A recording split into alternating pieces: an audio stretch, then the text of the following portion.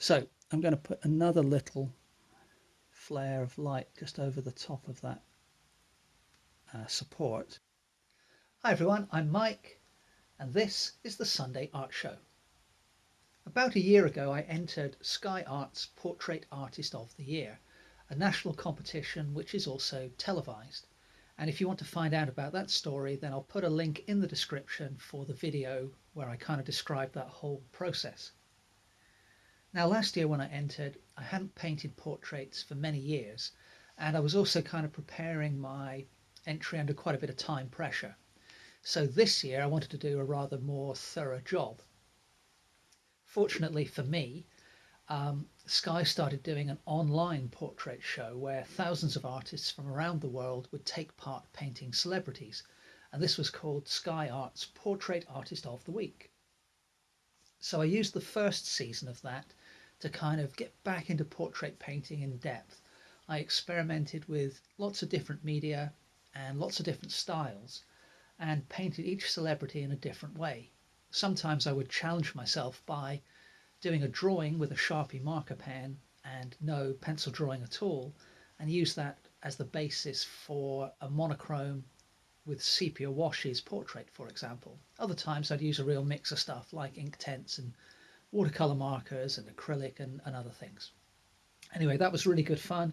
I ended up with 9 different celebrity portraits and a range of different sketches. For season 2, however, I thought, well, I've kind of experimented quite a bit now. What I want to do is really kind of like finalize my style for the moment at least. And so I aimed to produce celebrity portraits in a more consistent style, and that went okay as well. Some of them took, say, 45 minutes, others took nearly 2 hours. So I was always working fairly quickly. But my feeling was that this year I wanted to enter a more coherent sample of my work. So when you enter the Sky Arts show, you have to supply a self-portrait and also 2 other examples of your portrait work. So I was thinking, okay, well, this time what I'll do is try and put things in of a consistent style. So with that in mind, I decided to get going on my self-portrait.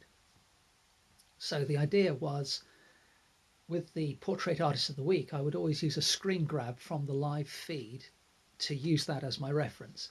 So I thought, well, I'll do something similar. I just filmed myself with a little time-lapse camera and grabbed a still and used that as my reference rather than working from a mirror, which would be the way I would normally work for a self-portrait. And then I got going on the painting.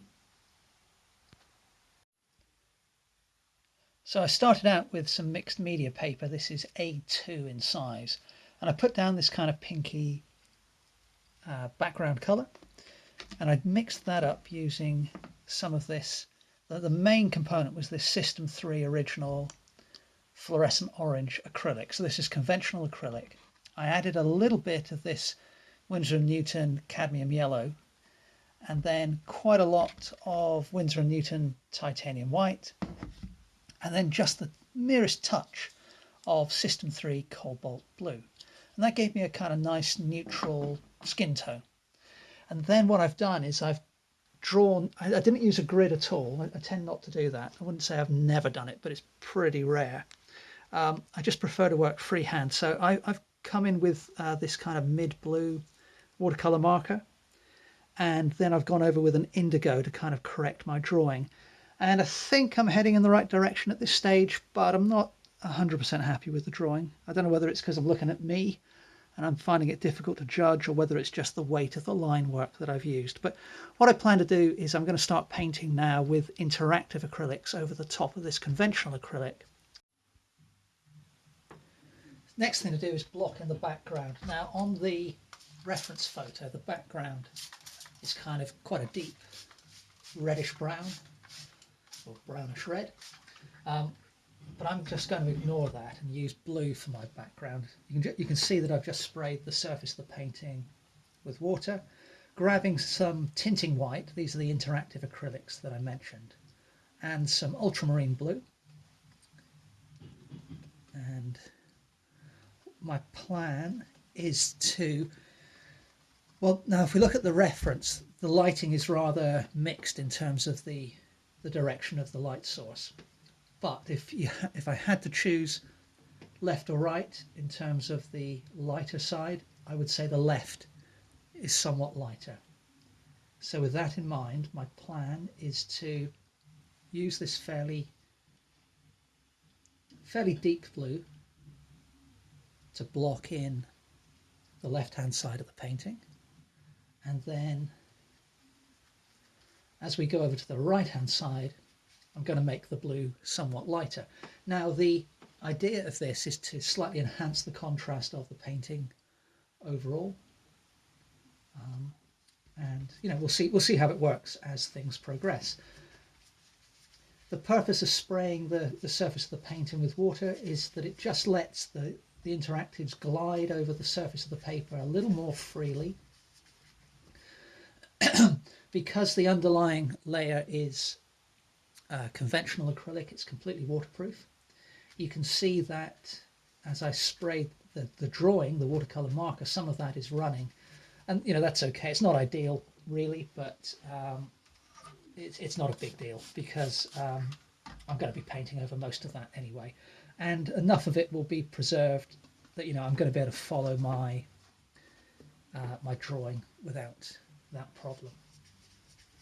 The brush I'm using is a flat 1-inch wide brush.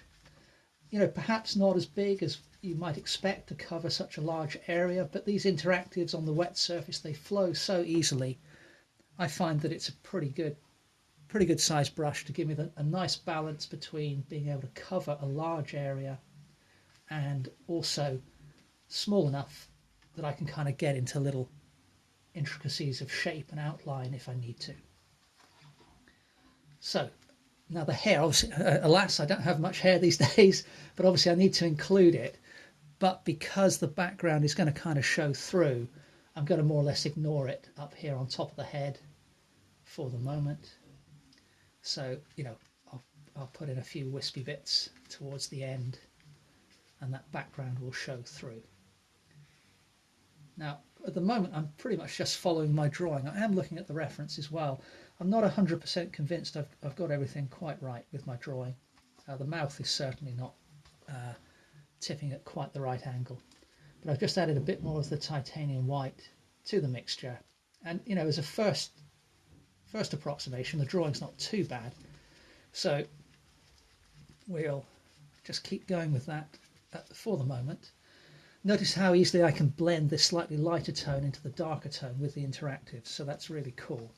And then I'm just going to add a little bit more white and do something similar down here.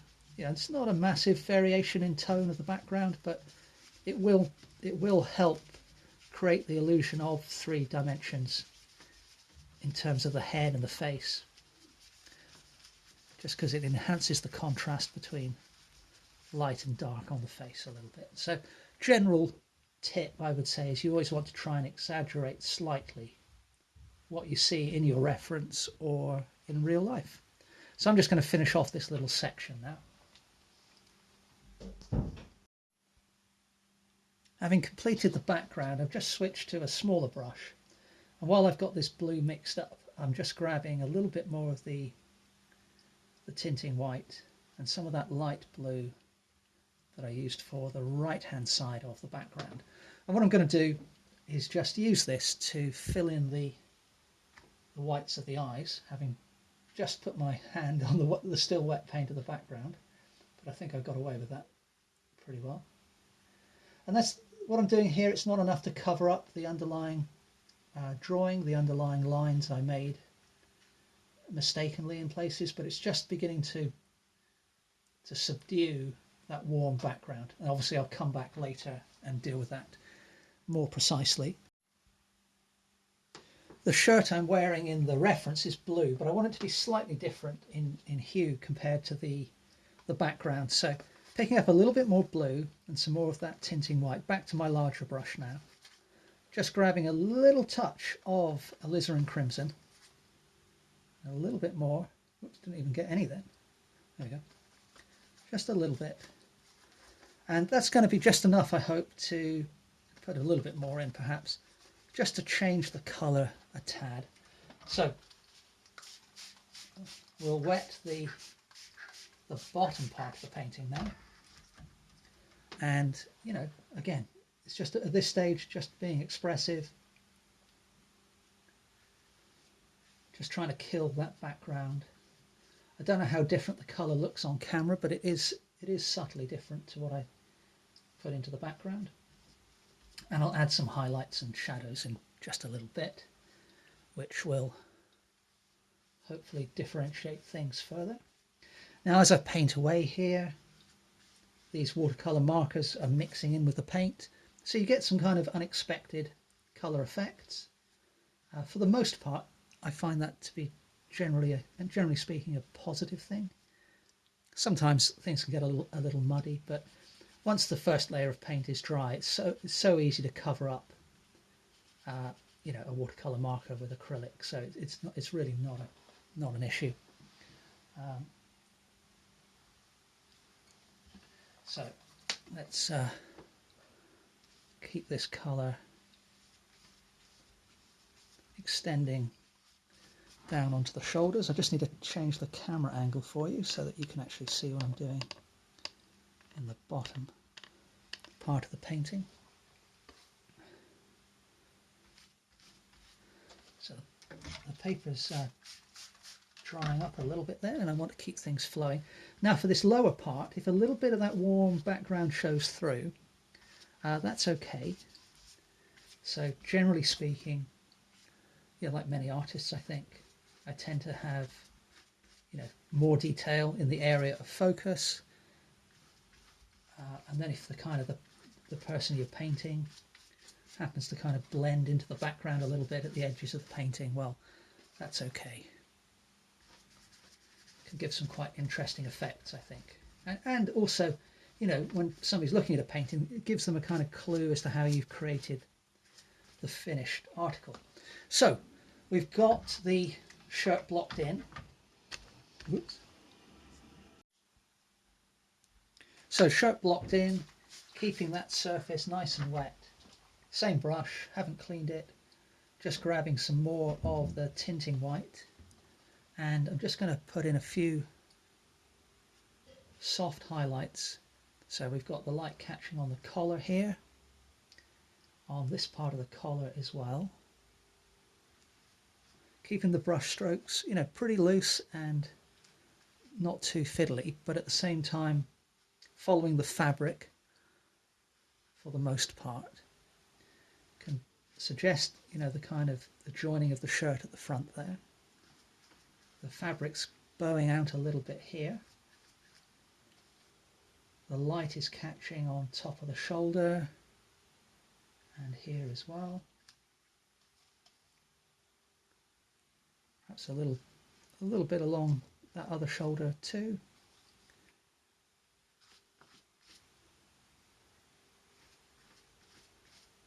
And that's probably enough for the moment. Having added some soft highlights, I'm just mixing up what I've got left of that ultramarine blue. There's still a little bit of the lighter blue left on the brush, and a little bit of the alizarin crimson in roughly equal measure. So that's going to give me kind of a deep blue, but with a little hint of purple in there. And I can use that applied a little bit more thickly. You know, still a fairly fluid layer. In fact, let's just, you know, get a little bit more water introduced to the surface. But I can use this colour to put down some cast shadows, and within that shadow there's a darker area there and then a darker area on the lower edge as well. And I can just begin to suggest that without, you know, overworking things, by making use of the underlying wet surface. The collar's also casting a bit of a shadow which lightens up as it goes this way. And a lot of what I'm doing here, it won't be completely clear how it's going to work in terms of creating the right illusion until the paint's completely dry. But it's fun to work wet in this way and make use of some of the automatic effects that you get. So we can always, you know, correct things later. Let's put a bit of dark shadow in there and under the collar. And we can also use that same colour to locate a button there and one there as well, without going into any sort of level of detail.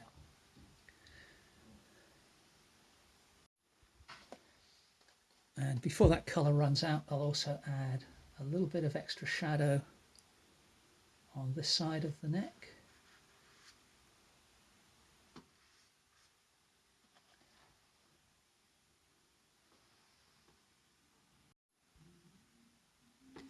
And still working with just these two colours and white, let's put some of the shadows that are appearing on the face. Let's begin to introduce those. So taking what I had left on the brush, added a little bit of alizarin and some titanium tinting white. Sorry, let me just show you that. I didn't realise I was off camera there. So taking the colour I had before on the brush, a bit of the alizarin and some of the tinting white. As you can see, I sprayed the face of the painting, so I'm looking a little bit worse for wear now, but what we can do is just squint at the reference, and trusting my drawing for now, may have to correct later, but I'm just going to put in some shadows where this colour is more or less close enough. It's not going to be perfect, but it'll be okay as a starting point. The main thing is to try and get things looking fairly three-dimensional fairly early.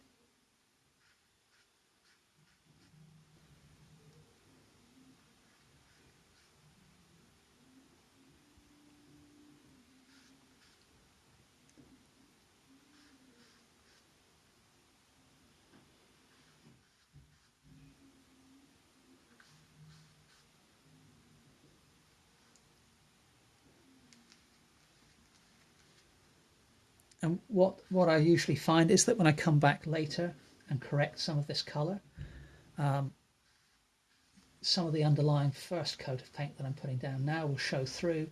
So again, you get some interesting colour mixing effects that perhaps wouldn't have happened if I'd taken perhaps, an overly precise approach early on in the painting.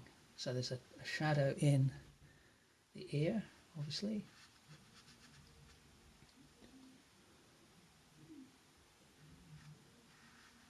So not overly concerned about getting those shapes exactly right. But we've started to introduce a little bit of 3D effect now. I've just realised though that, I think the shadow's not too bad, but I think this t-shirt collar can come up a little higher, so I'll just line that in as well. And then before I go too much further, these runs of the watercolour marker down the cheek are a little bit distracting, I think. So what I can do is just spray that surface with water, and because this underlying acrylic here is conventional acrylic, as I mentioned earlier, completely waterproof, so I can just lift off some of those rather messier trickles, which are perhaps detracting from the image. I mean, I guess if I was trying to portray myself as a tortured soul to impress the judges, it might be a way to go, but it's not quite what I'm after today, I don't think.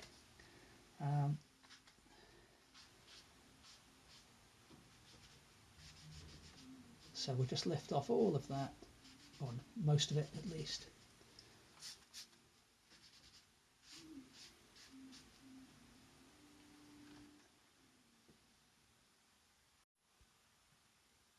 Well, we've added a bit of shadow, so let's add a little bit of light into proceedings. So I've just put some cadmium yellow on the palette.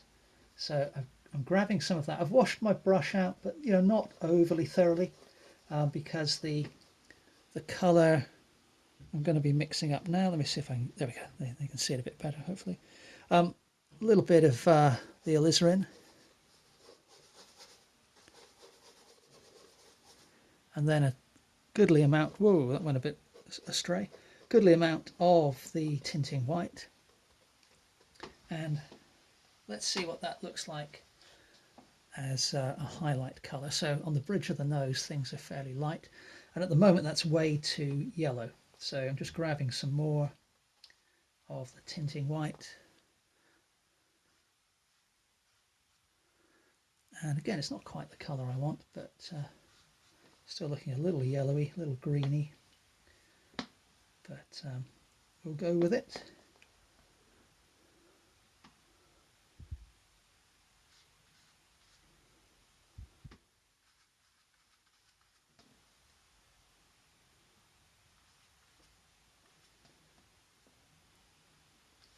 So in fact, it's not really the right colour at all, but what I can do is use it for some of the more subtle shadows that are playing down the left-hand side of the face, which are really a little bluer than I'm painting them. But I think the green's quite an interesting effect. So again, I may end up going over much of that, but for now, I'm content to carry on and see what we end up with.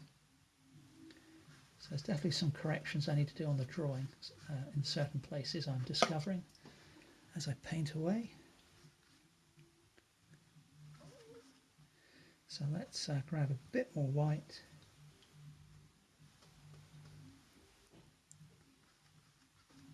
Well, that's working a little better.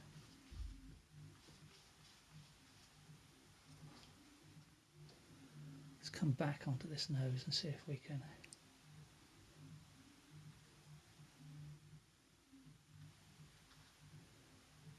There's a bit of light there. So one of the reasons I chose this reference was, obviously I haven't put them in yet, but I quite liked the cast shadows that my glasses lens were creating. I guess strictly speaking, they're not cast shadows in the normal sense, but you know what I mean. And so I'm just starting to map out the way the light is playing across the surface of the face, even though I haven't actually included the things which are creating that pattern just yet.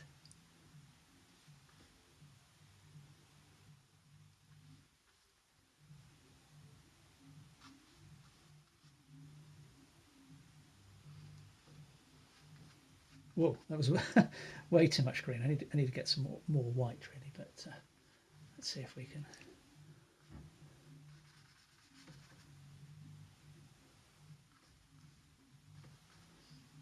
There we go. So for the moment, I think that will more or less suffice. I'm going to let that dry now, and then we'll come back and have another look in a little bit. I've let that layer of paint dry completely, and I'm really happy at the moment with the textures I've got on the shirt, the fact I've got different tones going on in the admittedly very loose depiction of the shadow under the collar. The rest of the painting got the basic structure in place, got some interesting, weird, subtle colours going on.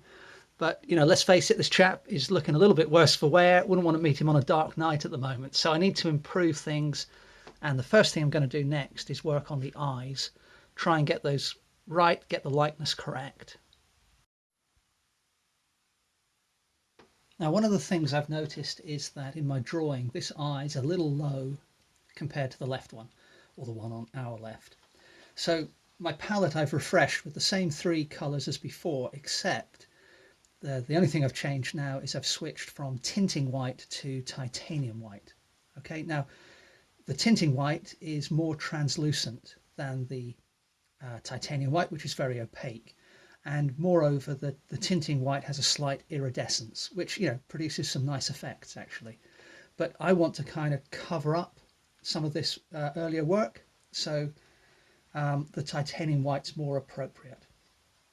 Now, if someone was to ask me what colour my eyes were, I would say blue, and they are, but our eyes have some iridescence in their colour, and in the light of the particular painting, a particular photo, my eyes are looking pretty pale bluey green, I would say. So I'm starting out by mixing some of the titanium white with some of my blue and the cadmium yellow to get something close to the colour that my irises appear to be in the reference. And what I'm going to do is start out with this eye on our right, and I'm just going to raise that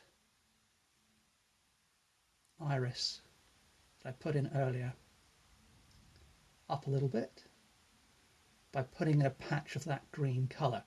And you'll notice I've switched to a filbert brush now as well, my little filbert that I often use for detail. Now, while I've got that same colour on the brush, I'm going to come over here to the other eye, and I'm reasonably happy at the moment with the location of the iris.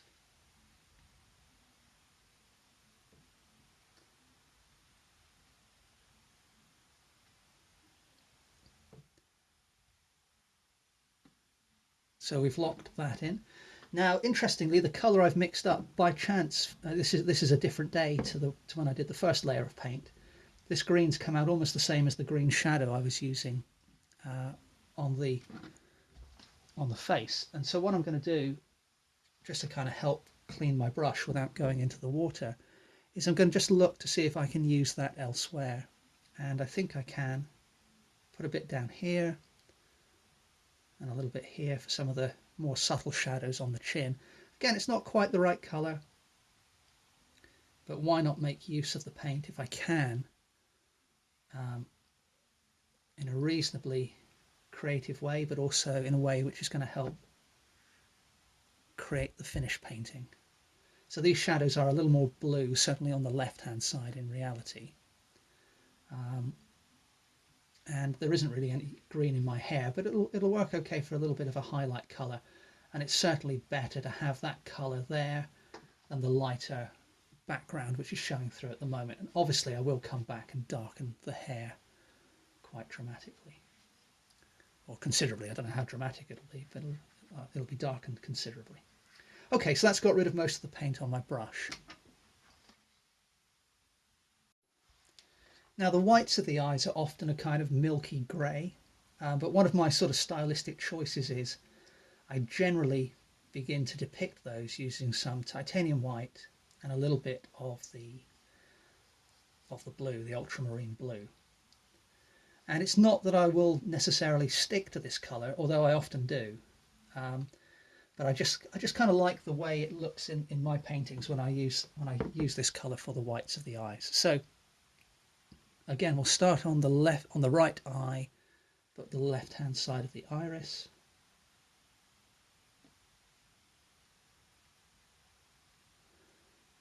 And just begin to fill in that area. And I think this colour is dark enough. This side actually needs to be lighter than I've got it, but the colour I'm using at the moment is probably dark enough for me to put in that little corner of the eye that's showing there. And we'll do a similar treatment here.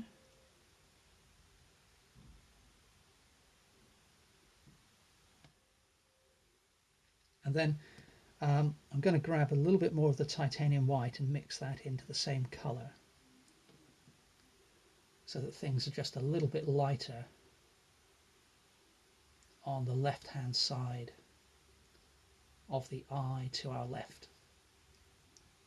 And while that's on the brush, I'm going to apply that to the still wet paint that I put down just a moment ago over here. And once again, got this colour on the brush, so I can look around the rest of the face and see if there's anywhere I can put in some cool highlights, even if it's not exactly the right colour.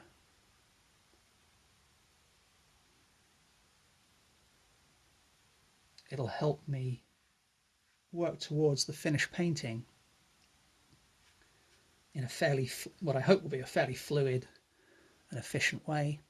But even if not, you sometimes just create effects which you wouldn't do otherwise if you kind of make use of what's on your brush, I feel.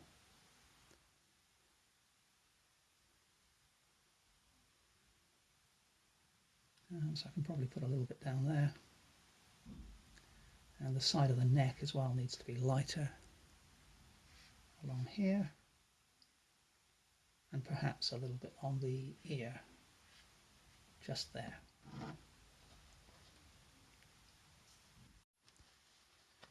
back to my small flat brush now, and I'm grabbing some of the titanium white, some cad yellow, little corner of the alizarin, a little bit more of that,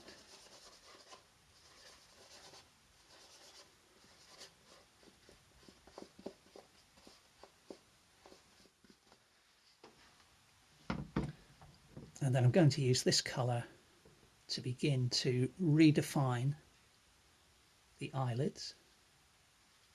But even at this stage, even though we're a little way into the painting, I want to stay fairly loose, and that's why I've switched away from the filbert for the moment and gone back to the flat brush. And although it's not a particularly large brush, I try to use the largest brush that I can, because it stops me from fiddling about too much and getting too fussy with my painting. But that said, if it's not working with the large brush, then obviously I'll use a smaller one.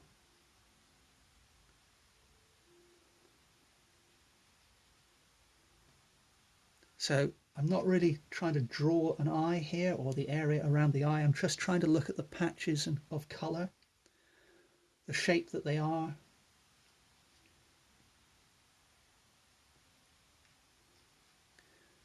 and think about how I can create that shape with my little square flat brush.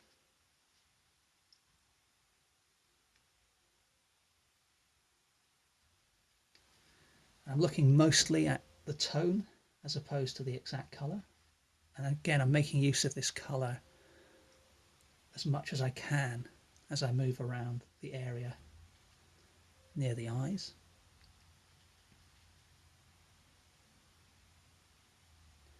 So having done that, we can come down to the nose and put a little touch in there. And there, perhaps. Let's just lift off some of that with my finger. And then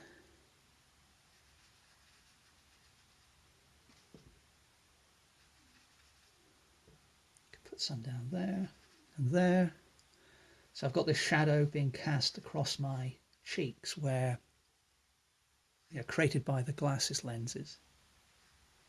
And I'm going to put the glasses in, the lenses and the glasses frame right at the end. Basically, that's my plan at the moment. To do things being a little darker under the chin there. It's still not dark enough, but starting to move things in the right direction.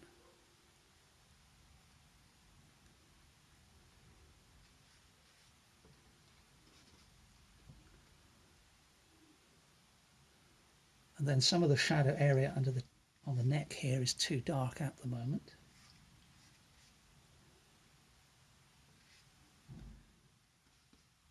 And we can put a little touch of that same colour on the ear.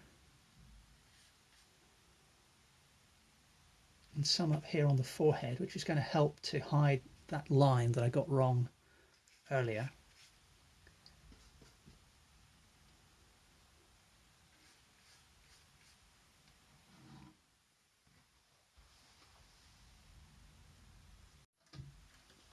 Now the surface of the painting is pretty dry at the moment, so I just want to moisten that a little bit with the spray bottle.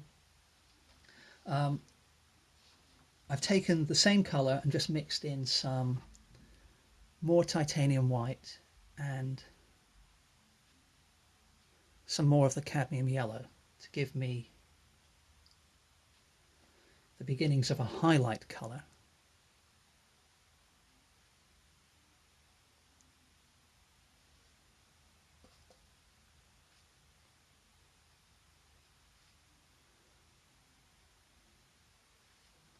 It's still not quite light enough, so I'm grabbing some more of the titanium white.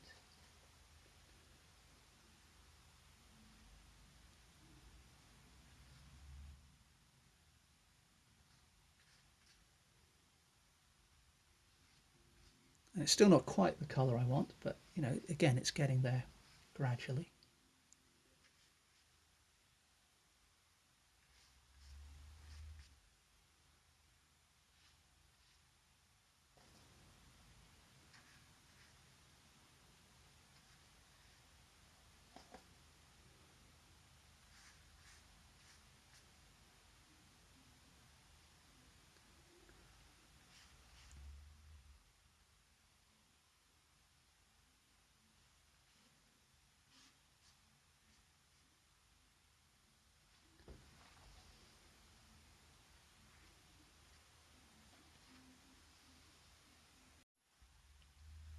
And while the surface of the painting is still reasonably moist, I'm just going to dip into my clean patch of titanium white and just going to see what effect that has if I just kind of gently apply that into the still wet paint.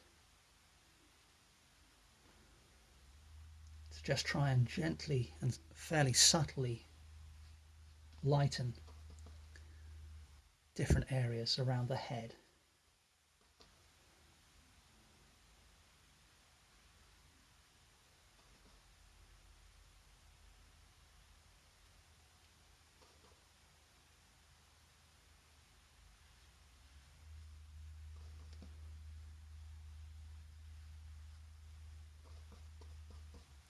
So I'm still using the same little flat brush, and you know, it's really adaptable because I can just angle the brush in different ways, use the edge or the corner if I need to get a smaller mark, and obviously just use it in the normal way if I want a relatively broad mark.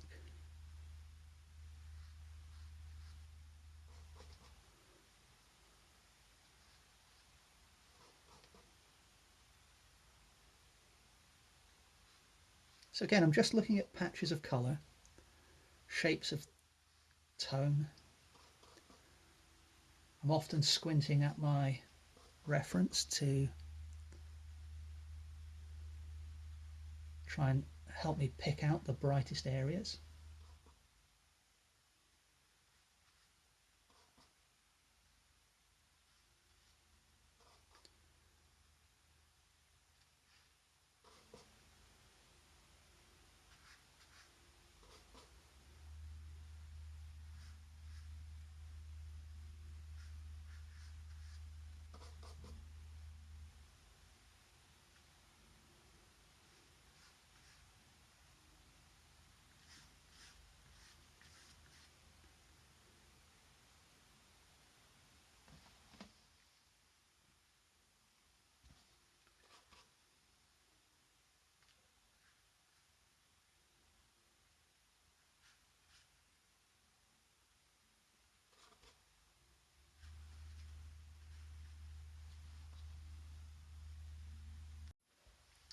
All right, well next I want to, having done some of the lighter tones, I want to go to the other end of the range now. So I'm going to grab, back to my filbert, going to grab some ultramarine blue and a touch of the alizarin, and that's going to give me a reasonably deep purple.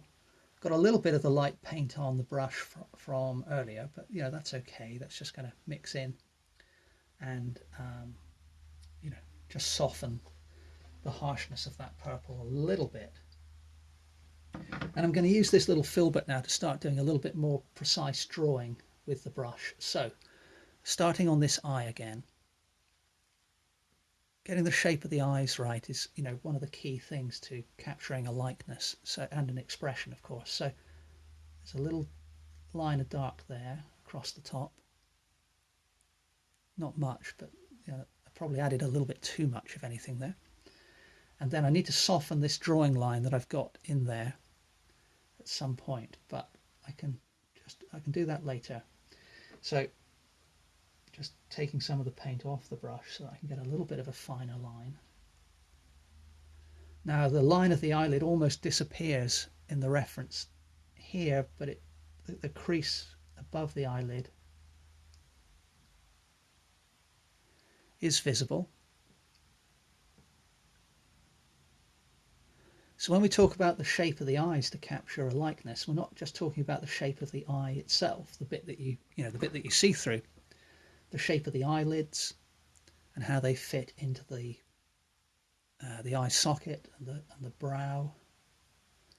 That's all, you know, just as important for capturing the person.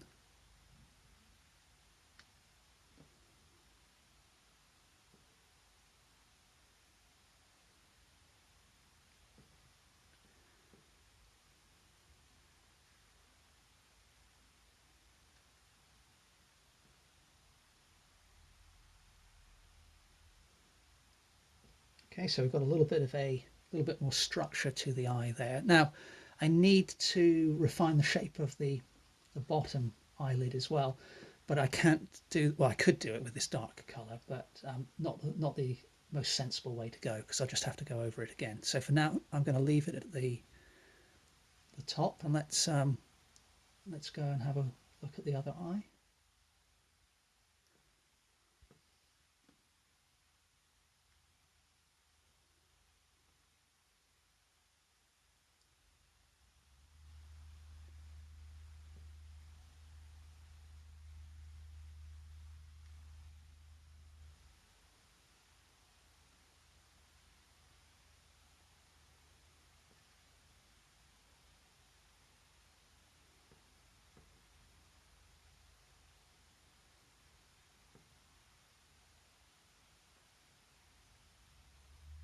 One of the things to think about when you're drawing a line is to look at how that line that you're putting down, think about varying the thickness of that line.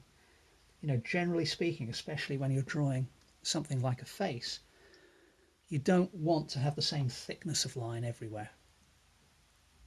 You know, that's a sweeping statement, but I would say almost without exception that's the case when you're drawing a human.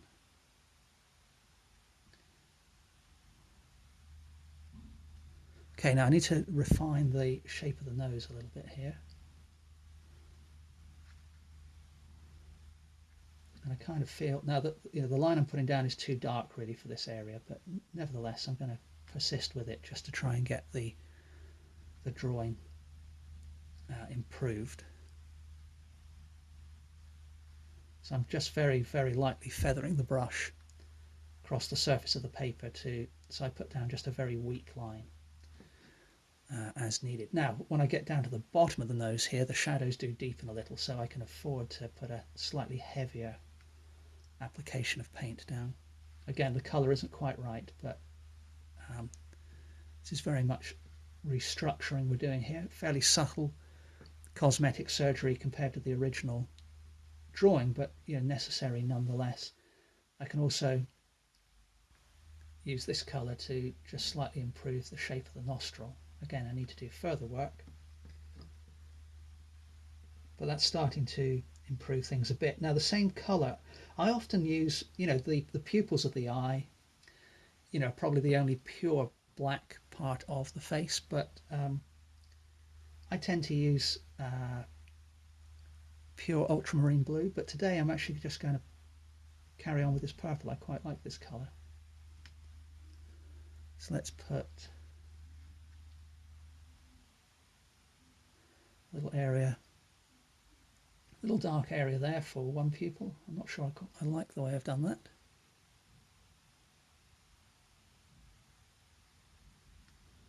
There's the other one. Yeah, okay, to be continued on that bit. We'll have to come back to that in a moment. Now, the mouth, definitely need to improve things here. I'm just going to add a little bit more of the alizarin crimson and even a touch of white so that it's not quite such a harsh purple, but I do need to get the line of the mouth much better than it is. So that line there, that little V in the top lip isn't too bad. Then my upper lip comes across there.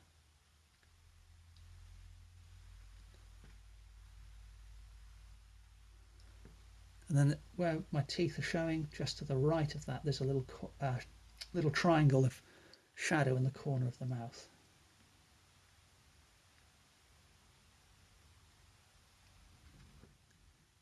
And then there's a softer shadow underneath the top teeth, which I'll put in detail later.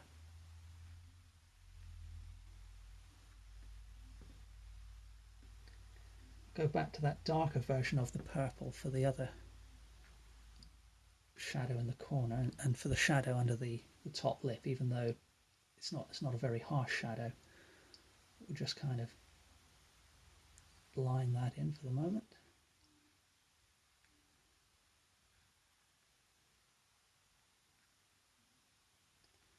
And then there's another little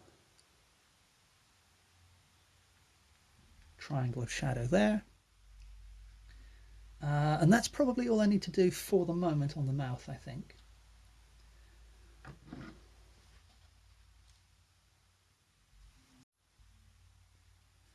I'm definitely going to come back and do some more work on the eyes in just a little bit, but I want to work up the whole painting, keeping each area of the painting developing at roughly the same rate. So with that in mind, I'm mixing up some more of the purple that I had before, but with a little more of the red in, the crimson, just adding a touch of the yellow. Whoops, oh, managed to pick up a bit of white there somehow. But we'll make that work, I think. So what I'm hoping to mix up is a bit of brown with my flat brush. It's not really a decent brown, but it'll do as an initial dark colour for the hair. So it's important to do this, because if I don't start putting the hair in now, I'm probably going to have to correct many of the colours that I apply in a bit on the face. Now the hair, again, I'm not really thinking of it as hair, I'm thinking of it as patches of colour, but keeping in mind in general the direction in which the hair is falling on the head.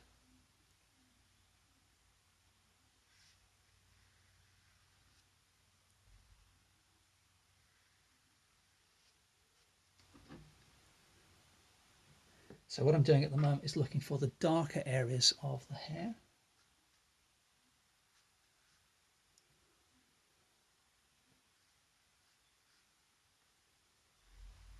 And just picking those out as I move across the painting.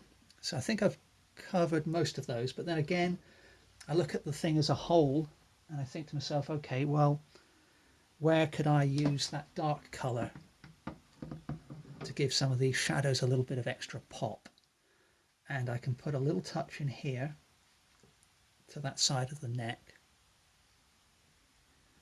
and then I can use the same colour, I think, or I hope, but we'll see how it goes, to just refine the line of the neck here and darken the shadow to the left of the neck as well.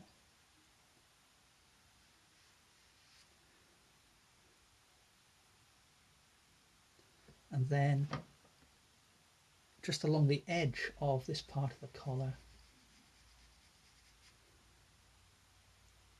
and up here under the little fold in the collar, and also along the bottom edge of that shadow.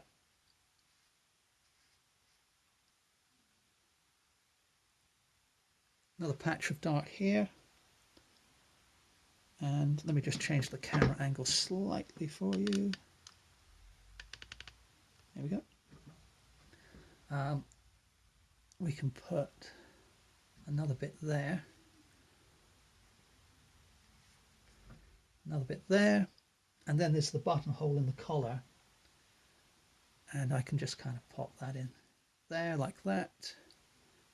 And we can also make use of the same colour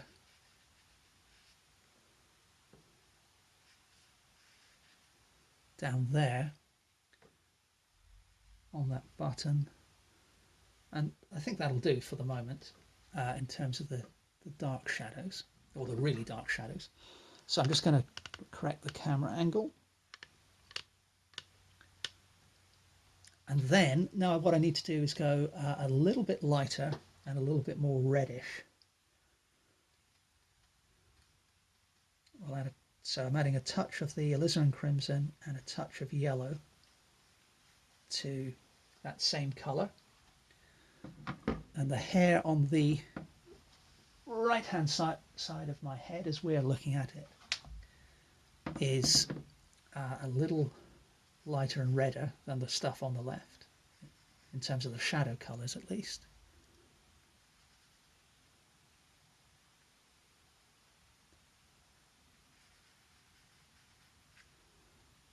It's probably not quite light enough, but again, it'll do for the moment.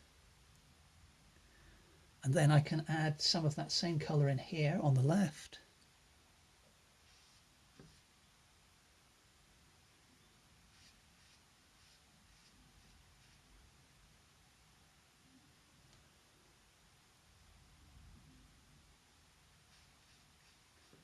Just dry brush in to just adjust the hairline a little bit.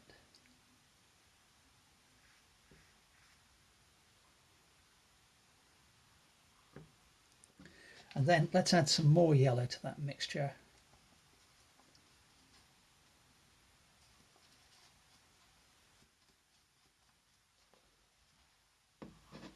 And I think that'll work. I hope it'll work. Well, it's still not quite light enough, but it's getting to, in the right direction, basically.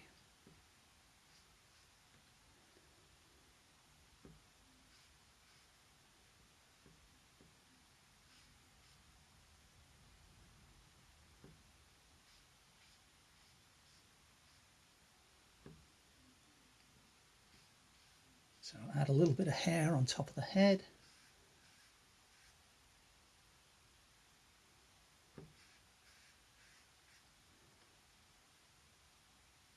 So you can see I'm not trying to draw, each strand of hair. I'm just very lightly brushing the tips of the brush across the surface of the paper. And I'll come out and pick out some highlight colours a bit later on. So that's okay. Yeah, the hair's too dark at the moment, but we're okay. We've got some introduced. Now, I think I can probably use some of that colour on the eyebrows. I'm just going to mix it in with a little bit of the paler colour I used on the face earlier. So we can use the same brush to just begin to introduce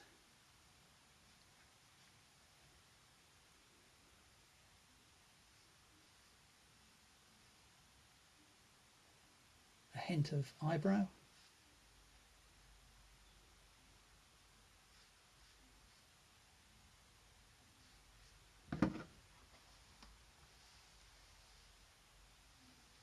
And although I said I wasn't going to, I think I'm going to use some of that on the hair, and I'm immediately regretting doing that on the left hand side, but I think what I can do is use it up here.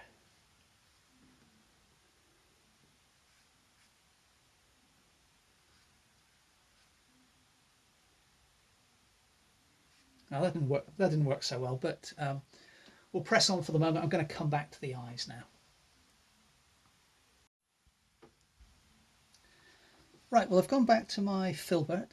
I'm going to pick up some titanium white, a little touch of the cadmium yellow, tiny amount of the alizarin crimson. I'm going to mix some more of the yellow into that and then add quite a lot more of the white. Perhaps a bit more of the white, and I'm hoping that's going to be a good place to start with correcting the rest of the eyes, beginning with the lower lids. So again, I'm starting with this eye over here on our right, and need to lift the lower lid.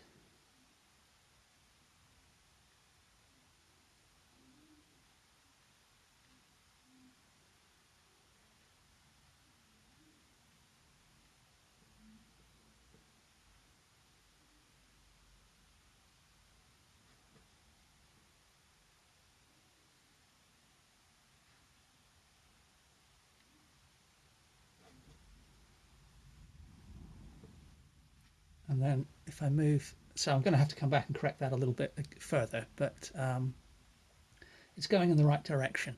Now there's also a little bit of light up under here, which I can pop in. And we can keep going with the same colour. Seems to have darkened more than I expected. I think it must have mixed in with some still. I think it mixed in with the some of the watercolour marker actually that I had from the drawing. So let's go back and there we go. That's more like it. That's more what I was after. So so that is one of the disadvantages of using such a dark colour for my initial drawing. And I perhaps I'll modify, choose a different colour in the future.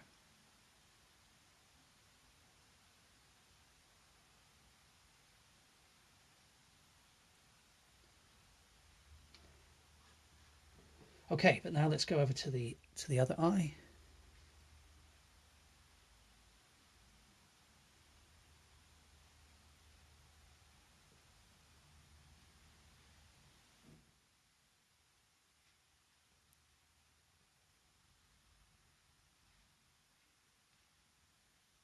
So same problem again with the marker. So I'm just going to let that dry for a sec. And then I'll come back and correct that lid in a moment.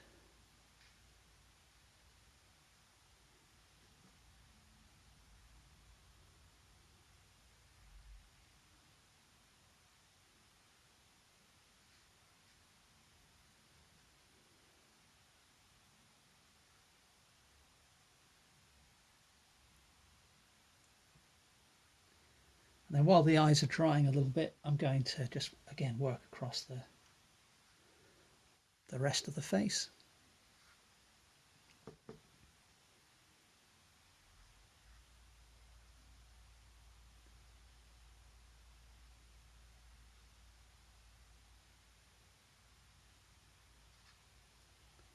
I've got this rather hard dark line on the right hand side of the face there, which I need to get rid of. So we may as well take the opportunity to begin softening that now.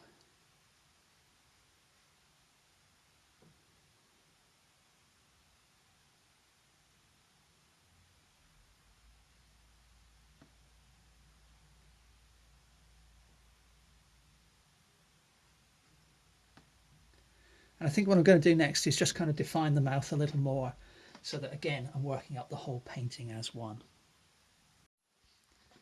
So the colour I'm applying now is pretty much just a mix of the alizarin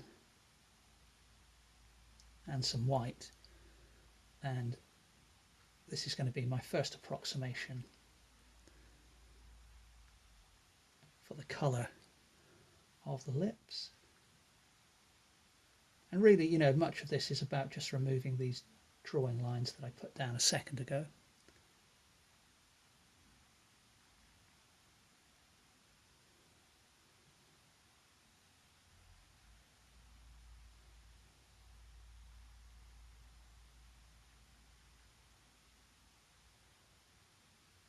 And then, as before, I've got this colour on the brush, so where else can we use it? So we can definitely put some around the nose here.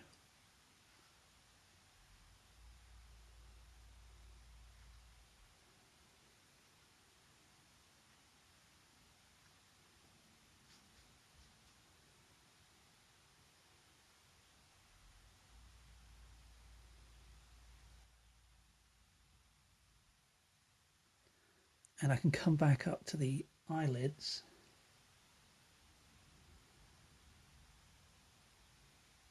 There's definitely some of this sort of pinky colour in some of the shadows.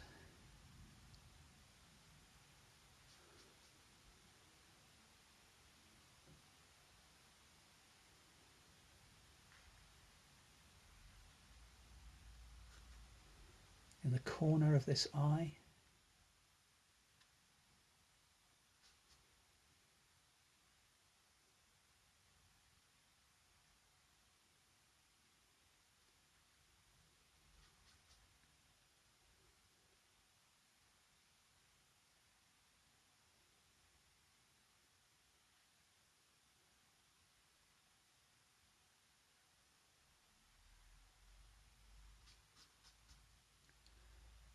And so, you know, the introduction of this colour is starting to bring a lot more warmth into the face.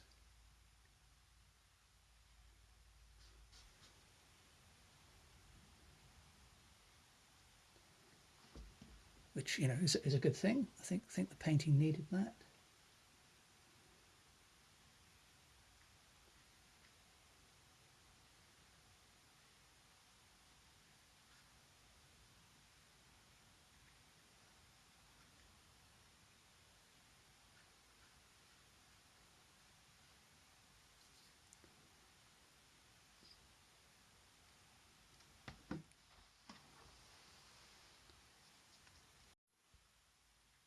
And again, to avoid getting too fiddly, I'll carry on with some of that colour, but switching back to my flat brush.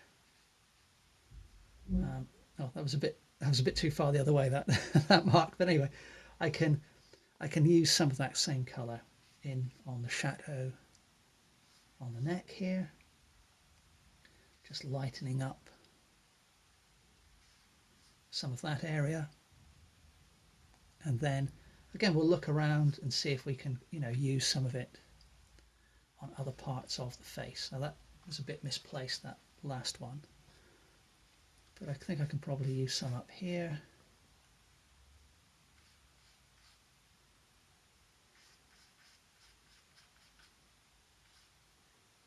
I definitely need to get rid of this line I've got here. So what let's just try and, even though this is the wrong colour for up here, I'm just going to try and block out some of that blue line I've got. I don't mind some of the drawing showing through, but there's a limit, you know. I don't want the jawline. I don't think I've got quite right here, so I think that needs to come that way a bit, possibly. But it's starting to look a little bit more like me, admittedly a me which is you know, looking a bit worse for wear still. The main thing I need to correct at the moment is the look in the eyes, which isn't right at all, I don't think.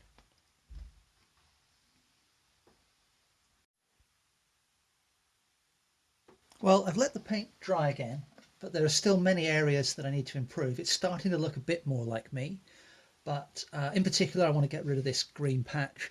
I really want to kill this blue line which is still showing through, and just generally harmonize many of the colors I've got across the face, and then I'll kind of work up some more detail. So with all that in mind, let's mix up a little bit more of a neutral skin tone here. So titanium white again, and cad yellow,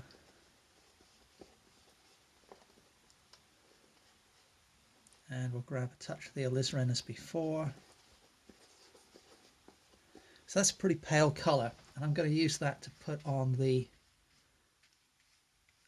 centre of the forehead. Now what is odd is I haven't put any blue into that mix at all, and it's still looking very green against this colour. I haven't come across that before, not in quite that way. That's very strange, but okay, so I'm just going to go with almost pure white now and just kind of block out some of that, and then I'm hoping that when I come back later I'll be able to put a little bit more of a pinkish hue to it. Well, I don't know about later. I'll come back in just a moment, actually. So yeah, that's an odd optical illusion I'm getting there.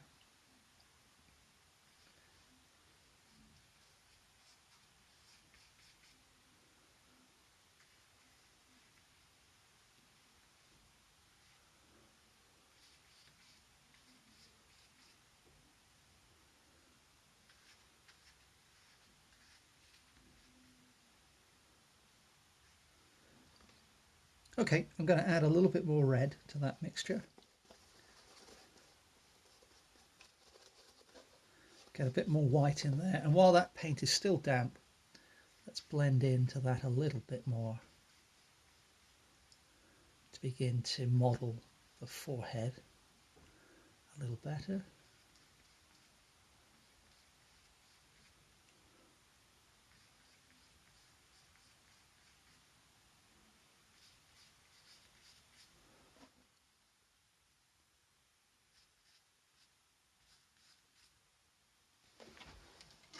So I'm just going to spritz the surface of the painting with water, as I have done a few times now, and what I'm hoping is that's going to allow me to blend these two tones together a little more smoothly.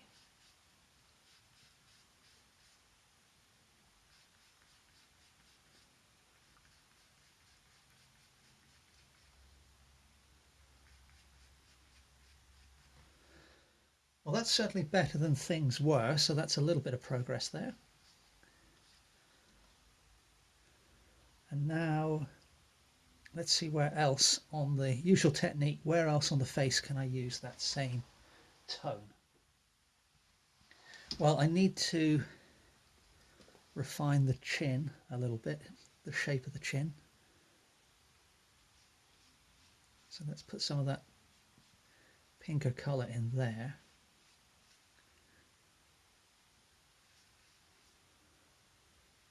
Put a little bit here on the underside of the lower lip as well. A little touch on the nose there. And then the area under the nose, that really does need, a bit of work, because the whole area is kind of dominated by the watercolour marker that I put down showing through. So what I'm going to do initially is just, if some of that watercolour marker runs a bit, that wouldn't be the worst thing in the world here, because there is some shadow under the nose. But for now, what I'm going to do is just kind of create a little solid block of shadow under the nose there. And areas of this shadow need to be darker, some areas need to be lighter, but it's just kind of tidying things up a little bit to make some of the line work a little less harsh than it has been up until now.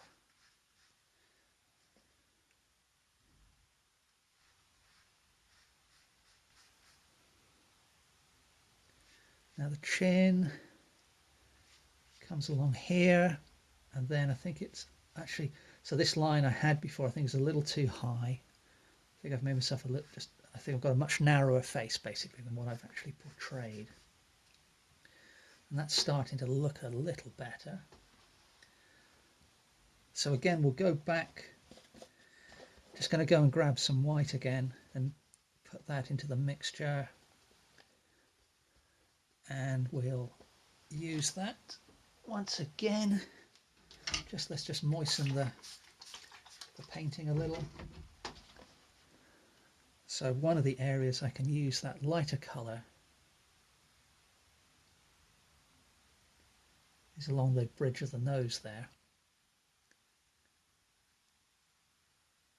You remember I put down that little line of purple with the brush, whoops, which I just went over. There we go. That's a little more like it. Let's just go back in there a touch. So that's not too bad. So this colour I can put in a little there. I'm just going to get most of the paint off my brush so I don't put it down too heavily. Can lighten that area up. A little in here perhaps, on the side of the nose. And then this area here is much lighter than I have. And again, I've got that rather harsh drawing line, which I've just kind of smudged. So I'm going to have to rework the ear, but we can do that in just a moment. And then let's get some of that blue off of the brush, and let's just block that out with white for the moment.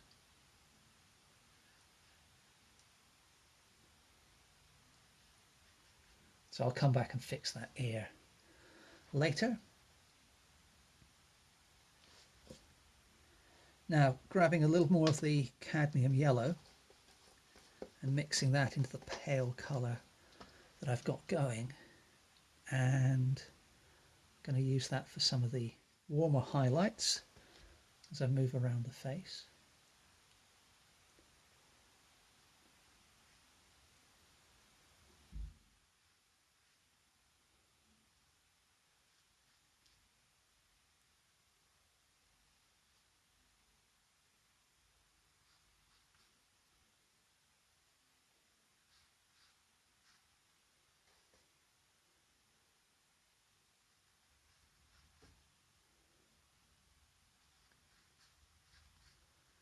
So again, it's come out a little greeny. I'm not quite sure what's causing that. I guess I've picked up a little bit of the blue from the watercolour marker, so that might be part of the situation,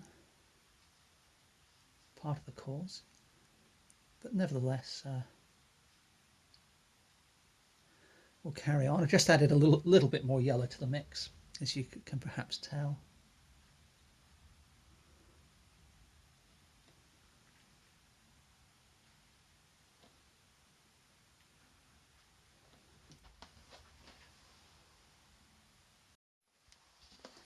So we'll keep going with this lighter colour. Let's go over some of that pale colour I just put down, and then the side of the neck here. So as I said earlier, the jawline starts a little higher up than I had it, and the left side of the neck is really quite light.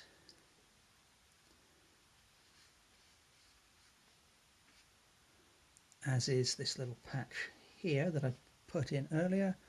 There's a little line of light there, and I can just dry brush a little over that part of the neck too.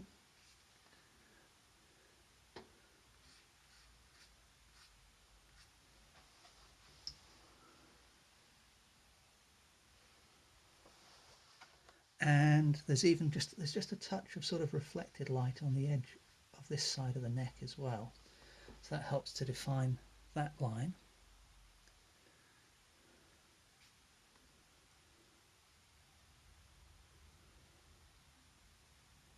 And then I can use the same colour for part of the ear. So there's a little bit of skin showing in between the hair there. I can use that to start to model the light on the ear a little more clearly than I have up until now.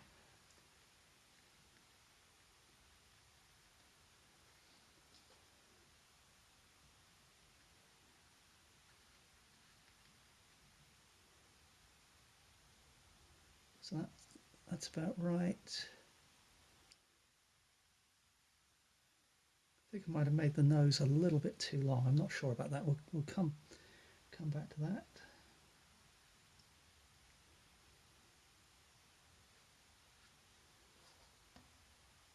So once again, for the moment, just putting in patches of light and dark, or purely light at the moment.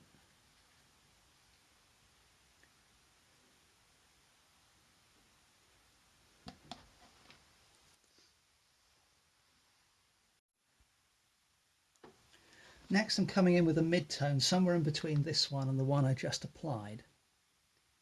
And I'm using that, I'm going to use that to just pick out some of the more subdued light, catching the skin under the nose here.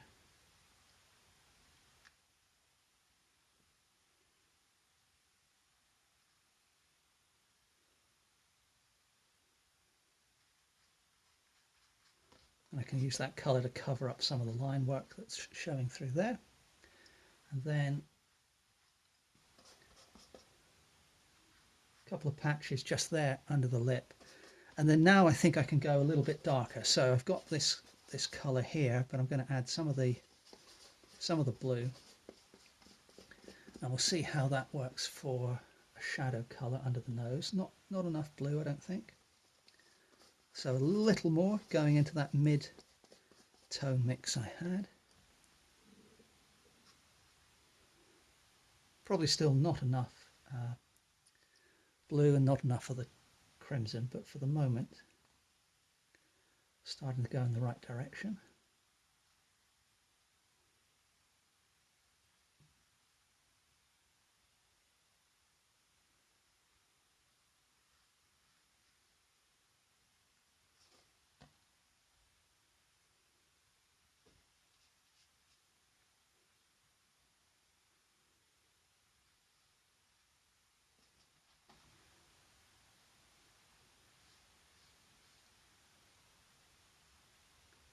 So I think this part of the jaw is rather too lumpy as well.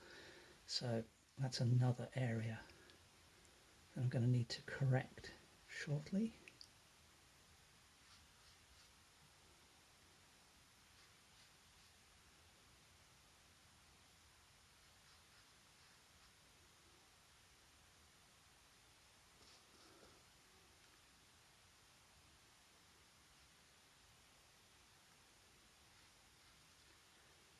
And I think again the jaw is, needed to be much high.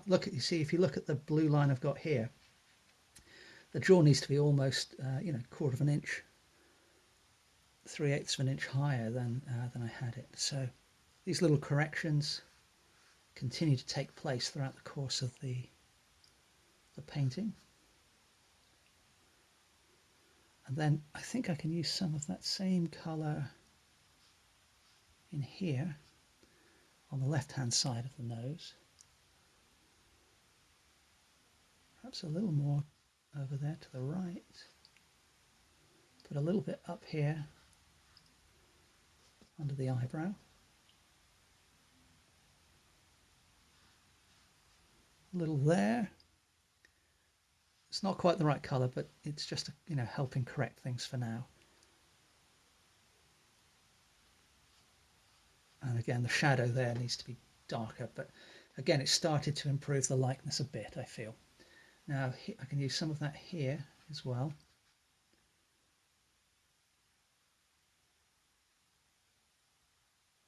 And perhaps a little here. Whoops, I'm not sure how well that worked, but we'll leave it for the moment. And then I'm going to go a little darker again, so a little bit more blue into that same mixture.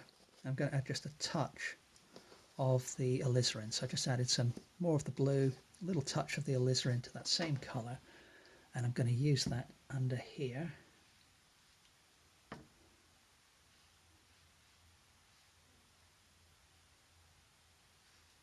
Down here as well.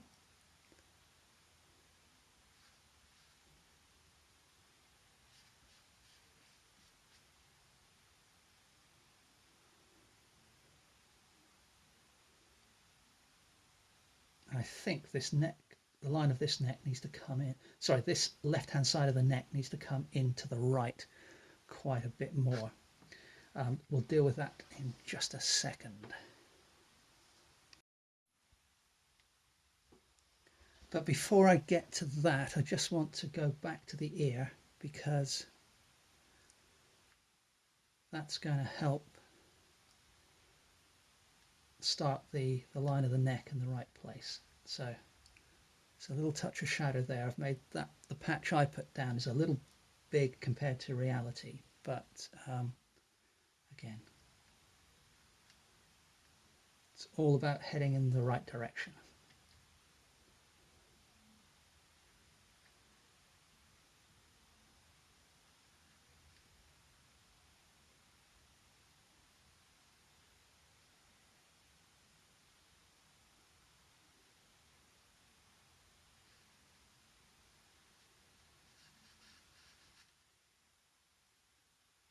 I think the ear actually needs to come out a little further to the left, over there. So I just want to check the length of the nose actually. Well, I just measured the nose on my reference, and I found that if I measure from the corner of this eye to the right hand side of the iris of the other eye, it's actually about the same length as my nose. So my measurement of that is actually okay. So I think it must be just more the way I've modeled the nose and the lack of shadow on both sides of the ridge of the nose. So for now, I'm going to leave that. What I'm going to do next, though, is just grab some pure, just clean my brush. So I'm just going to start by grabbing some pure ultramarine blue. And what I'm going to do is use that to just begin to bring in the line of the neck on the left here, as I mentioned. Okay, so I've started that, but now what I need to do is bring the background in a little more here. But for now, I'm going to skip over that bit and skip over the collar, and I'm just going to imagine that that line comes down here, and so I'm going to use this pure blue within the shadow that in between the neck and the collar, just to bring that over to the left a touch, over to the right a touch, I should say. And then now the blue, I'm just going to grab some titanium white and mix that in. And what I'm going to try and do is match reasonably well the background color that I put down earlier. It's probably not going to be perfect, but as long as it's not too bad.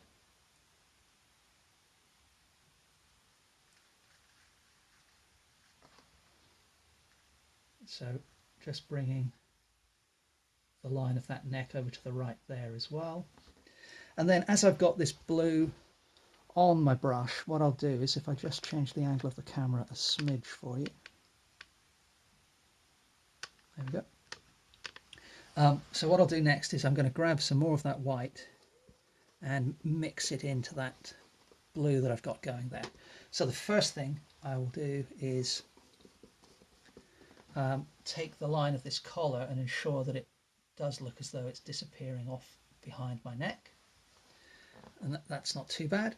And then I can, let's get a bit more white, because what I want to do is add a few more highlights to this collar. So we can bring that down there, we can pop a bit more light there, some here, a little patch there, and a little patch there. So it's just starting to bring the shirt to life a little bit more and make it a little more distinct from the background. Now I'm going to have to do some stuff on the collar here as well, but not just yet. I'm going to put a patch of this lighter colour there, and where else can we do that? So let's do some here.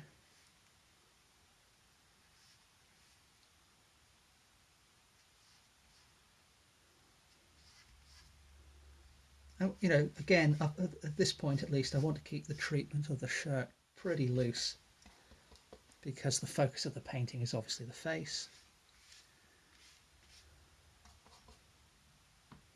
But at the same time, it's nice, you know, to have the illusion created that light is falling on the shirt. So going a little darker now, a little more of the blue over here, where things get a little more subdued in tone. A little bit of more subdued light catching the shoulder there. And now I can kind of start to correct the other side of the chin by bringing the collar up there and going back to almost pure blue, just dipping the same brush into the pure blue and just darken that area there a little bit. So again, starting to move in the right direction. Actually, before I change to a different colour, let's go back to the highlight and just pick out a little line of light along that collar, on the corner, and there as well. So that's brought things to life a little bit. I can put some in there, some down there, little line there.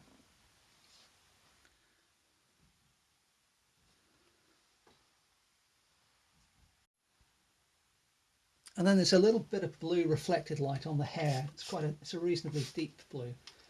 So just sprayed the painting with the water bottle. I just want to gently drag some of that blue through the hair there as well.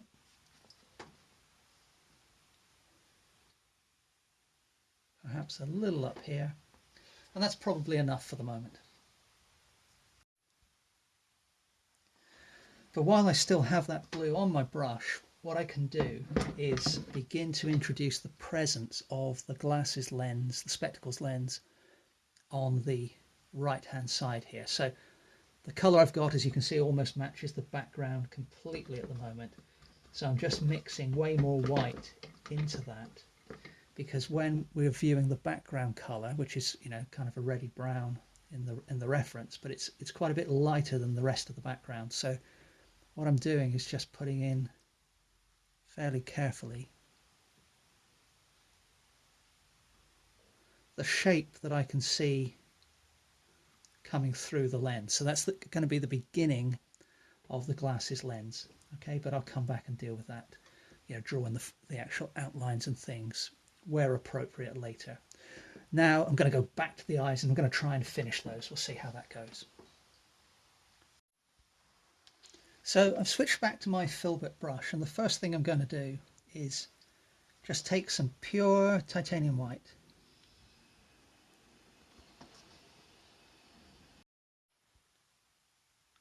So to begin with going back to the eyes, I've got my little filbert brush and some pure titanium white, and then I'm just going to take a little corner, tiniest little corner of cad yellow, and what I'm going to do is just put a little highlight with both of those colours on the brush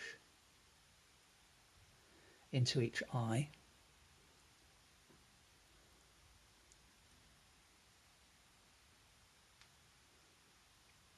Okay, so that's starting to bring the eyes to life a little bit more. And then what I need to do next is I can take that same colour, but mix the yellow and white completely now. And we can add a little bit more of the yellow.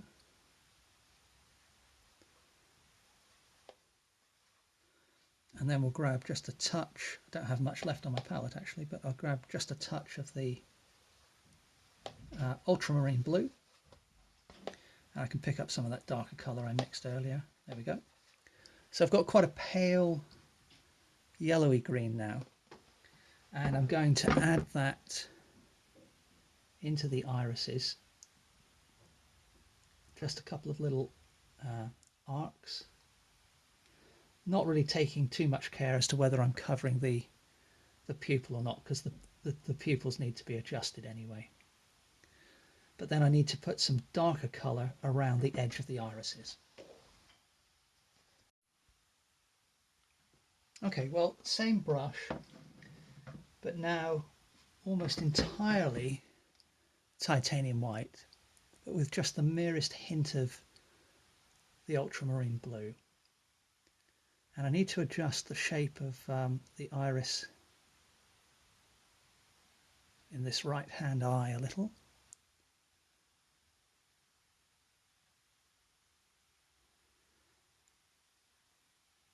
And also brighten the white of the eye as well. And also adjust the shape, the angle of the lower lid comes up a little more steeply than I've got it. And now I'm going to move across to the other eye and I'm going to tackle the white of the eye on the left side of the iris first. So this lid, the upper lid, is a little higher than I've got it at the moment, and my eye's actually open, quite a bit wider than I'd drawn it before.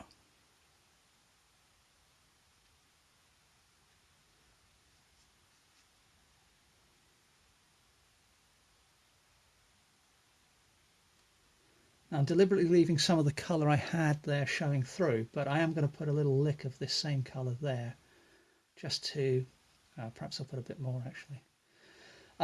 There's still a bit of the first colour showing through, not much, not much.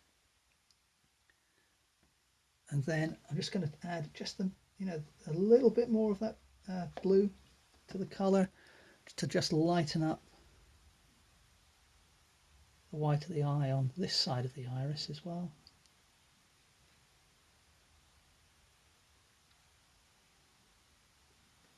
So that's sort of brought a little more likeness into the eyes, but I still need to improve them further. And the next step towards doing that is to mix up a darker green. So I'm going to grab some of the ultramarine blue, put it into that medium blue mix I had before, grab some of the yellow, and that's probably a pretty good starting point. So over the top of this iris, let's just get the brush bristles to behave themselves a little better. So over the top of this iris, it's kind of a dark line there, and that reappears down here on the lower edge, and there's the slimmest of that presence of that colour there as well, and then also on the edge of the iris here. I think I need to just lift a little more of that colour in there. That's starting to head in the right direction. So again on the edge of the iris on the left eye. And there's not quite as much of this darker colour on this left eye, but there is a little bit just there. And a little bit here as well. And now what I want to do is tidy up the pupils. And in order to do that, I've just decided I'm going to paint over completely the pupils that I put in before. So I've gone back to that lighter green that I used a little earlier, and just covering up the pupils entirely.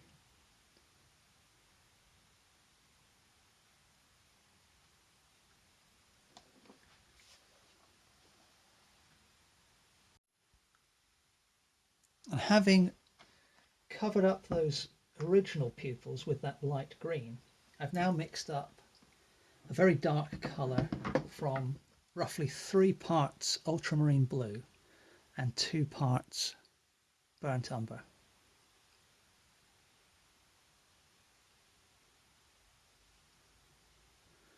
And I'm using that, as you can see, to put the pupils in. Now, to be honest, this brush is a little bit big for the job, but I think I've just about got that to work on the right hand eye. Let's see if we can get a similar result on the left.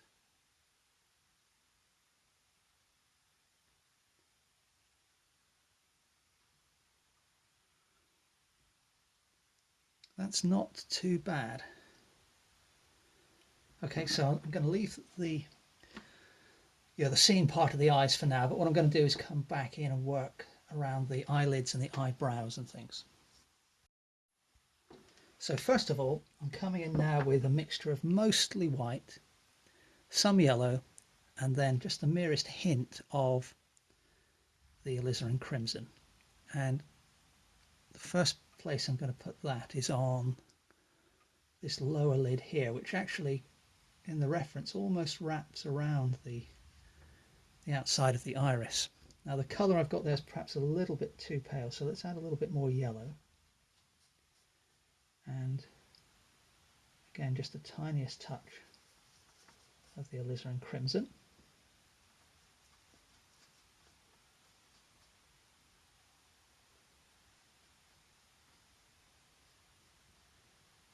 See if this works any better. So I'm going to pay particular attention to the shape of this lower lid now.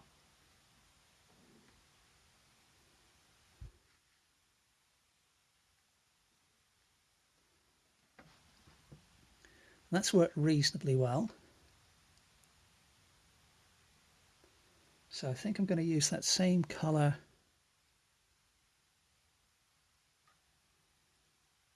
up there on the nose.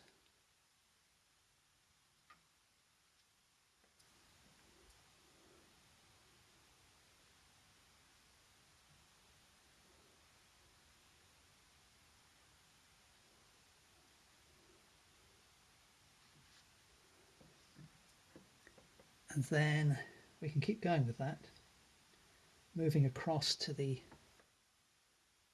other eye.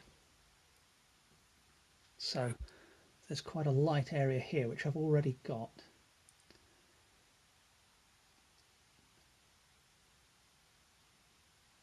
But there needs to be a little bit more light there. I can put some under this area as well. And then once again, it's the lower lid which is in need of this treatment the most. So I've got this kind of, dirty blue going on under there. So let's cover that up.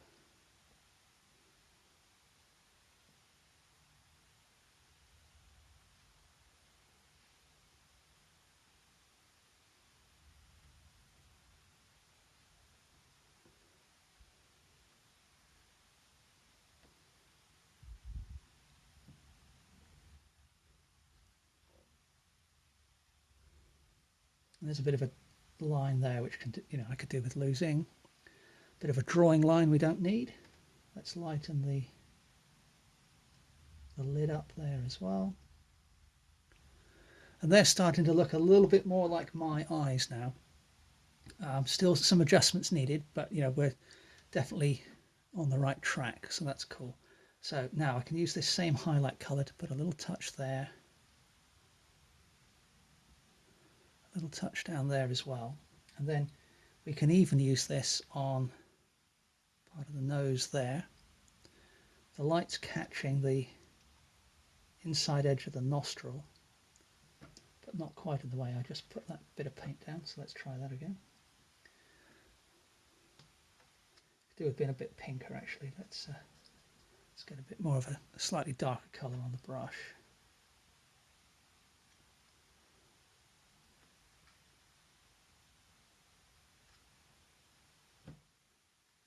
And we can bring that round underneath the bottom of the nostril as well and extend it down there. And use some of the same colour to model the end of the nose a little more precisely than I've done so far. So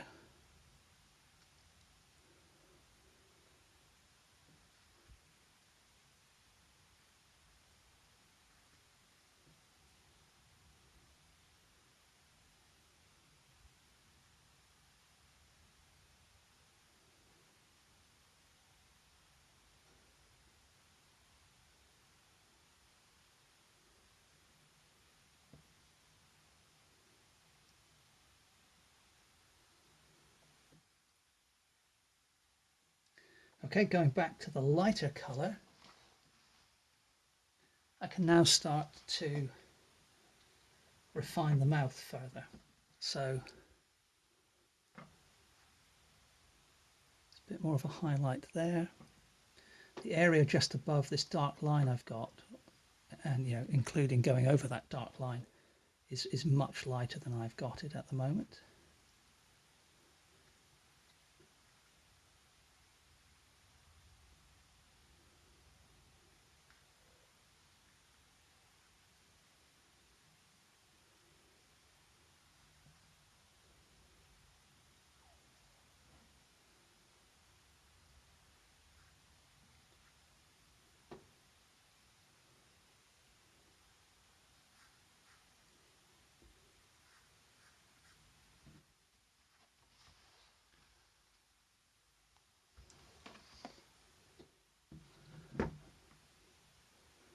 And then I think just the lobe of my other ear is actually just peeking out just a little bit here. So we can put that in.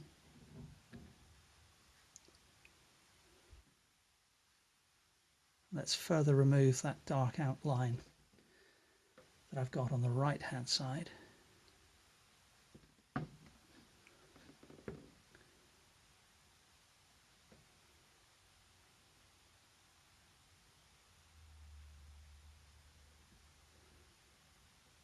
Little touch of reflected light underneath the chin.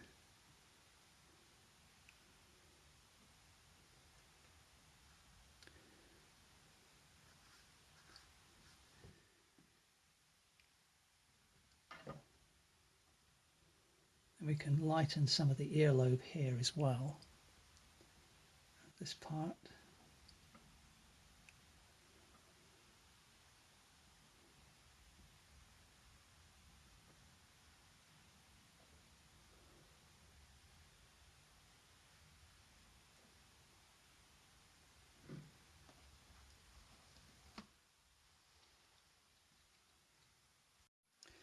And this light colour, it isn't quite correct for the teeth, but the teeth just need to be lightened in general. So for now,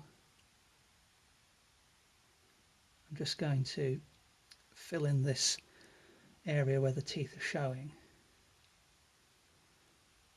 And then I'll come back and add some shadows and just a couple of hints of detail when I, improve the way the lips look as well.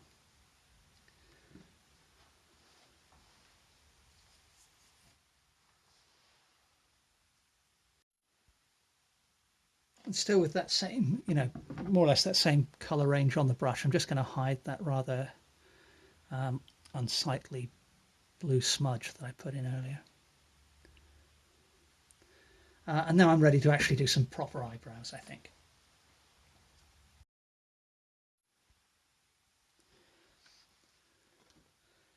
Right, so I need to just, before I do the eyebrows themselves, I just need to do a little more work around the eyes. So just mixing into that light tone I had before with a little more of the alizarin and a little touch of the blue. And let's refine some of the shadows on the eyelids here. So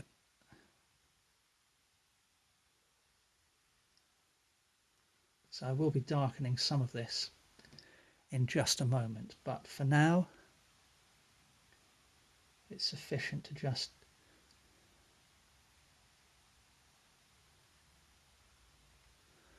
describe where some of these shadows are appearing a little more precisely.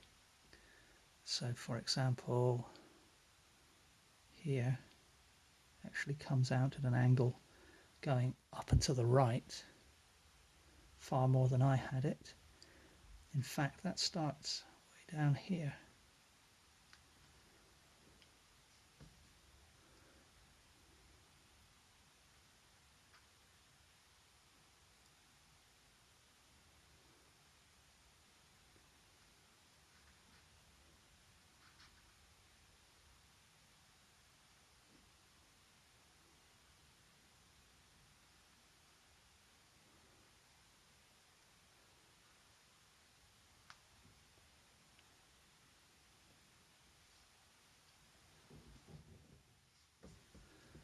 And we can use some of that same colour. It probably needs to be a little more blue, to be honest, but still going to be enough to describe the shape of the eye socket.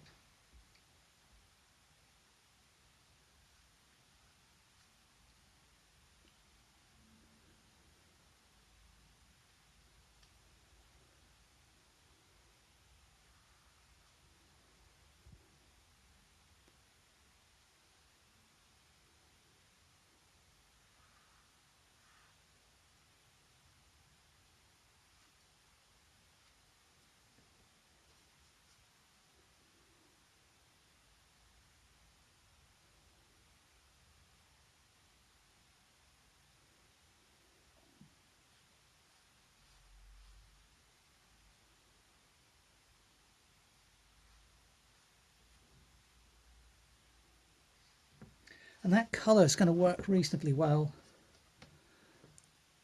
to begin to darken the shadow under the tip of the nose, just a little,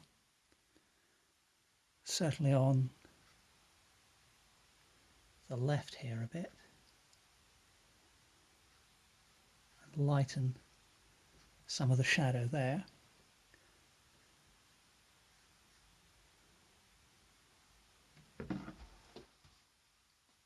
And then we may as well move across to the ear as well. And I can, tidy this up, begin to tidy this up anyway a little bit.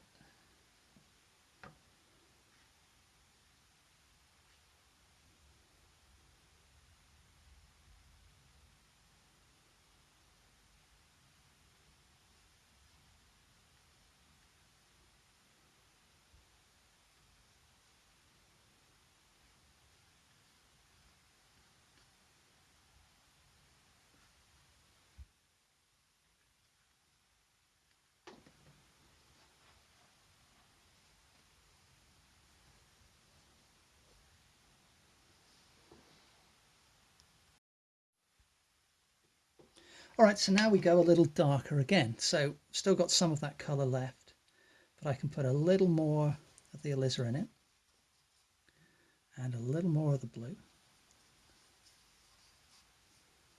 And again, that's a pretty good place to start. I'm going to just spray my palette a little. I'm just going to give the lightest mist over the surface of the painting, just so that I could perhaps get a little bit of blending. If I don't, it's okay. At this stage, I don't mind, but just want to, perhaps not have super hard edges. But if I do, I'm okay with that. So the top of the shadow on the eyelid can be darker, and it's darker down there as well. It needs to be, darker still, but I'll come to that in a bit. And then there's a patch of darker shadow there.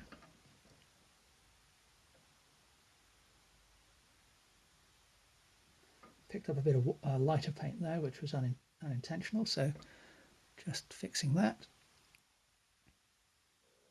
I'm going to cover up the blue I've got showing there.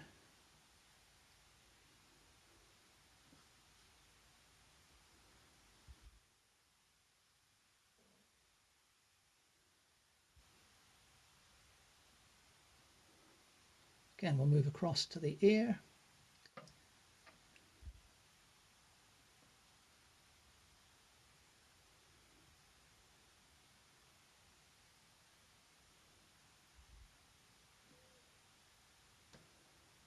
And to the nose.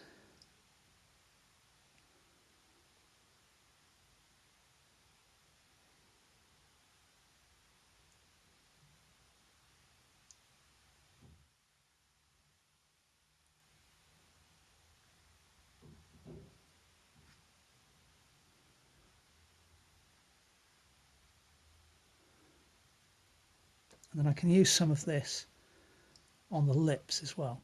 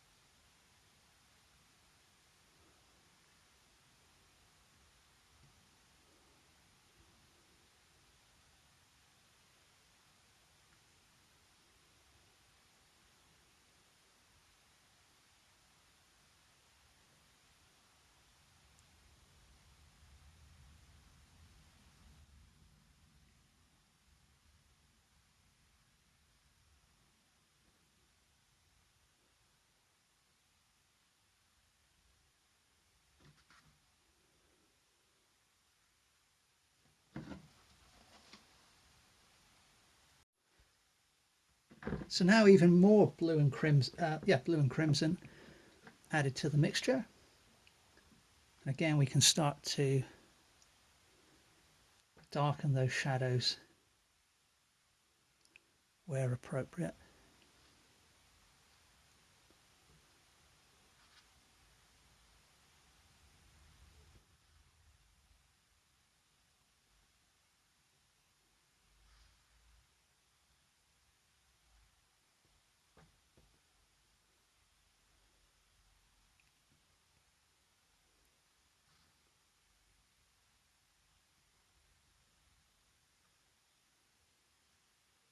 There's a little shadow here, which is actually due to the presence of the glasses. So I'm going to obviously put the glasses in towards the end, but I can just hint at that now.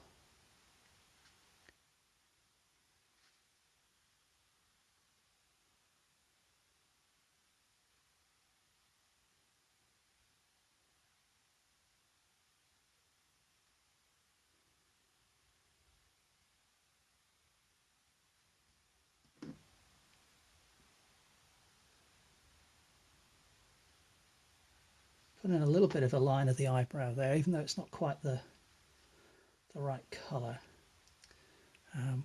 That sort of depth of tone is going to help things.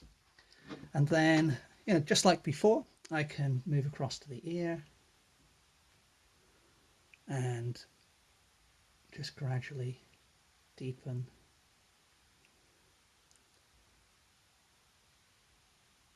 key shadow areas. And then down to the nose. It's perhaps a bit dark really, just there, but just need to adjust that shape a little. Okay, we'll come back to that.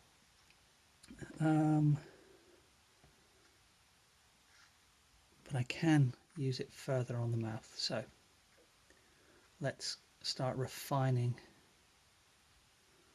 the mouth and the teeth.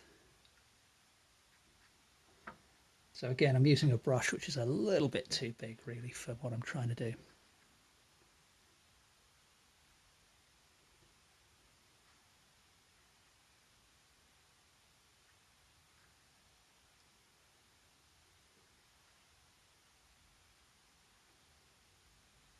But that started to bring the face to life a little bit, I feel.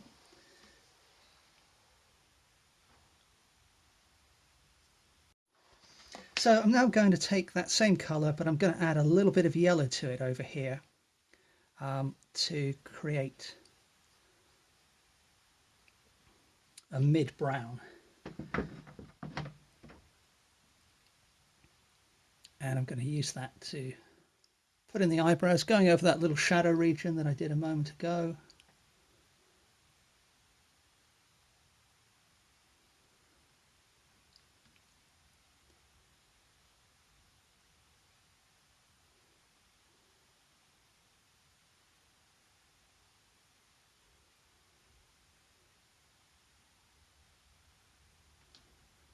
And then what I can do is add a little white to that, and perhaps a little more yellow, and we'll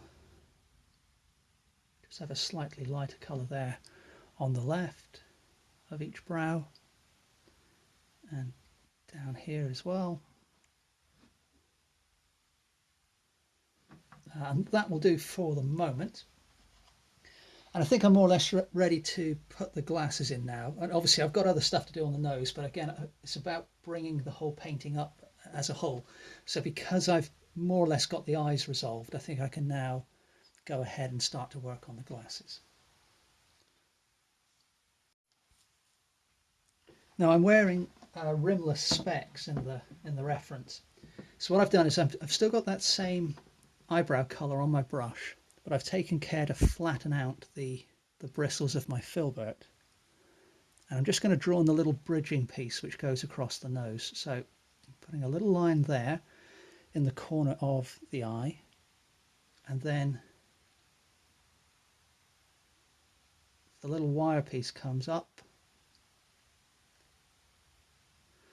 a little as it, and then down in a gentle arc as it goes over the bridge of the nose, and it pretty much connects with that little line of shadow that I put in earlier. So that's more or less in place. Now the next bit I'm going to do is the bit, or the arm, which is coming, from over my ear to the left of this eye. So just going to line things up fairly carefully. So that starts about, compared to the bridging piece of the nose, it's maybe a touch higher. How am I going to do this? So okay, it's going to go from about here horizontally out,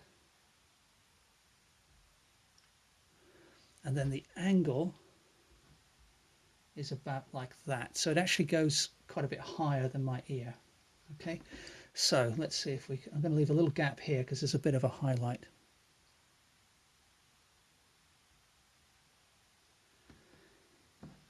So that's the arm of the glasses coming down. And then if we move over here, out beyond this little patch of colour, lighter colour I put down before, at roughly the same height but a little higher, there's a little dark area there.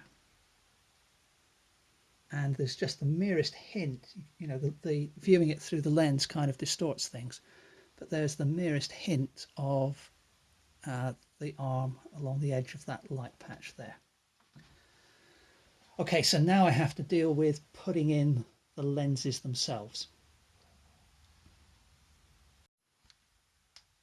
And in order to do that, I've just grabbed some almost pure white. I've mixed it in a little bit with some of the pale pink I had from earlier. So it's going to be pretty much white, but if it happens to be off-white, it's going to be a little pink. So I'm just going to put a little flash of white down there, and then another little flare of highlight there. And then I think I'm going to put, oops, got to be careful that the bristles behave themselves at this stage.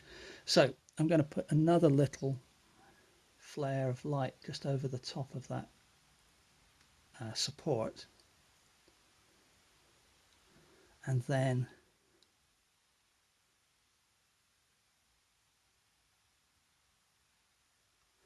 a little line there,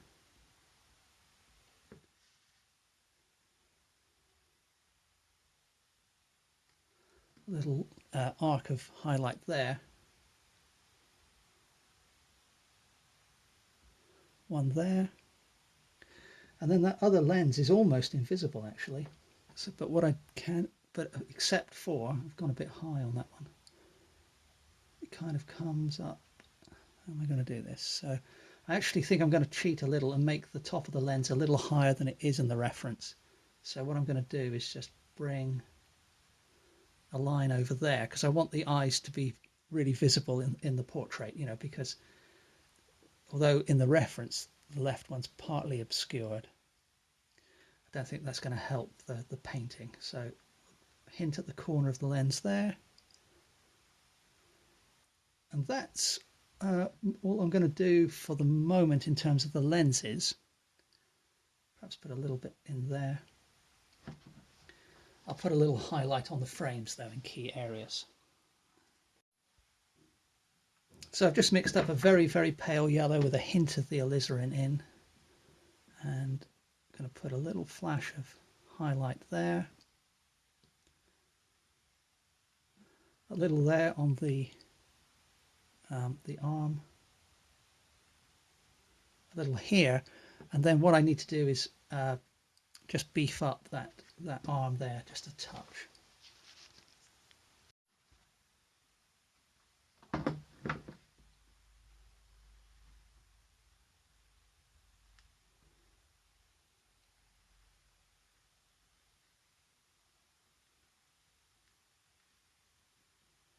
Now the other main thing I need to do with the glasses is replicate quite carefully the shadowing that's created by the lenses on my face. So in order to do that, I'm going to take that mid-brown I've got mixed up here and just mix it in a little to the with some of that pale pink I had. And I think that's going to be a good starting colour for the rather darkest area,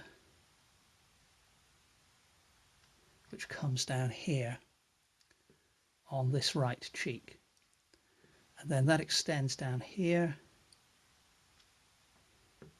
and I can continue that down along the edge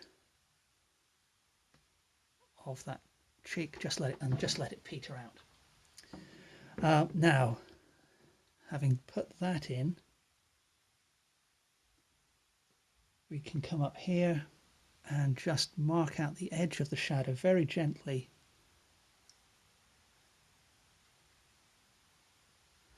There, and then there's a little bit of a, you know, cast shadow or something on my nose here as well, so that kind of just peeks in there. Excuse me. And then under the eye as well, so I've just got to be a little careful.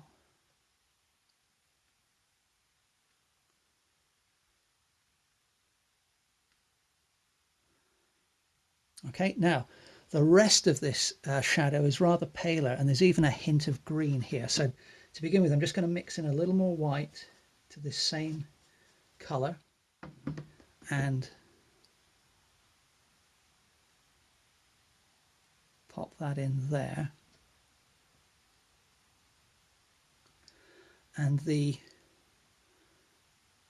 colour's not quite right, but I'm going to use the tone's not too far off. So what I'm going to do is take this colour and use it to mark out the rather paler shadow which appears on my other cheek,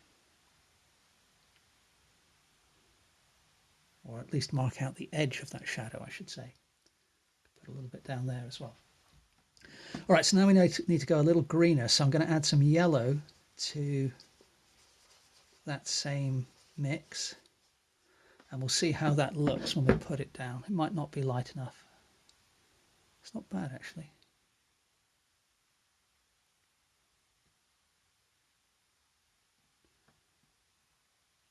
And can I use that anywhere else? Perhaps a bit down here.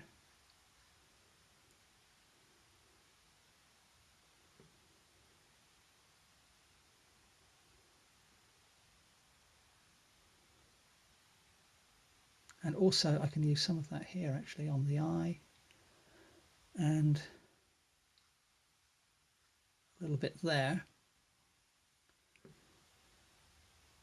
And then the colour kind of changes to more of a purpley blue on this side, so we'll come to that in just a second. So let's see what I get. I've actually just mixed some of what I had on my brush into kind of a purple, into a sort of bluey grey I had, and added just a touch of the alizarin and some white. I don't know that this is going to work all that well, but we'll put it on. I think that's a little dark really, but I think I can use that over here.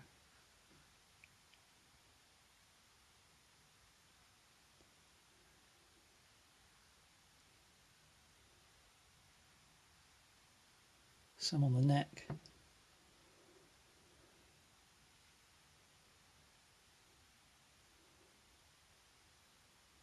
I think I need to mix up just a really, almost a very pale blue, and just kind of put that in. So let's do that. I'll clean my brush.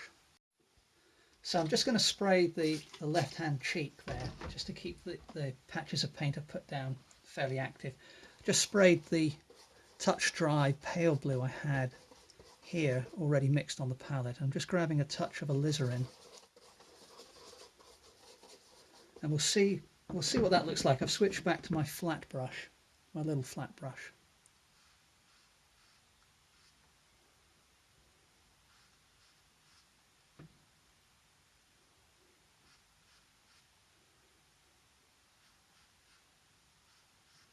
It's perhaps a bit dark, but so what I'll do is I'll grab some more of the white and mix that in. And hopefully I can kind of blend that in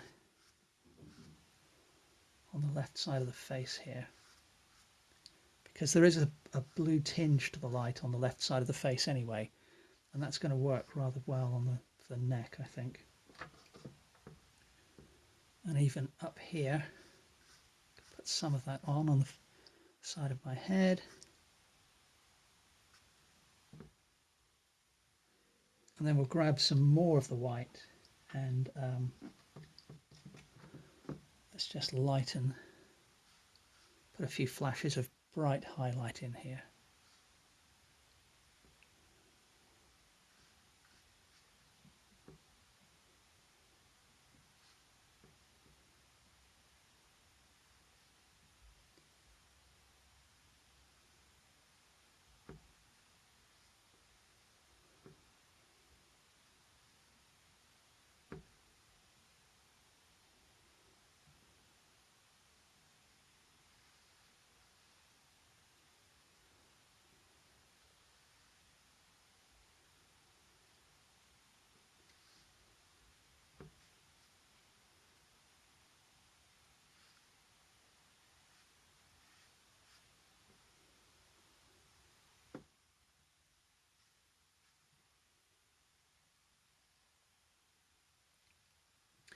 Okay, so I think I'm starting to get there now. The main things I need to do now are improve the modelling of the nose, improve the modelling of the mouth, the shadow under the nose. I need to fill in the collar of this t-shirt, and then a few finishing touches on the hair and perhaps the eyebrows as well.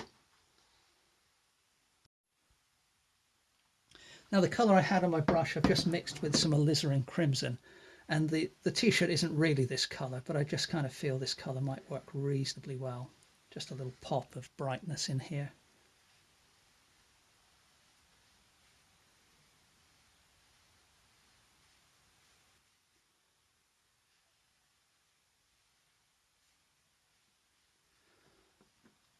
I'm not sure that was the best decision, but we'll live with it for the moment. So having got that colour on my brush, now scraping most of it off of my brush, and I'm just, I'm not sure, I'm running out of palette here. So I'm just mixing some of that in with the white. Let's grab a bit more of that. And what we'll do is just squint at the t-shirt. And so it's pretty much, it's a lot lighter here. And then there's kind of a little region of shadow there. So I can kind of lighten all of this.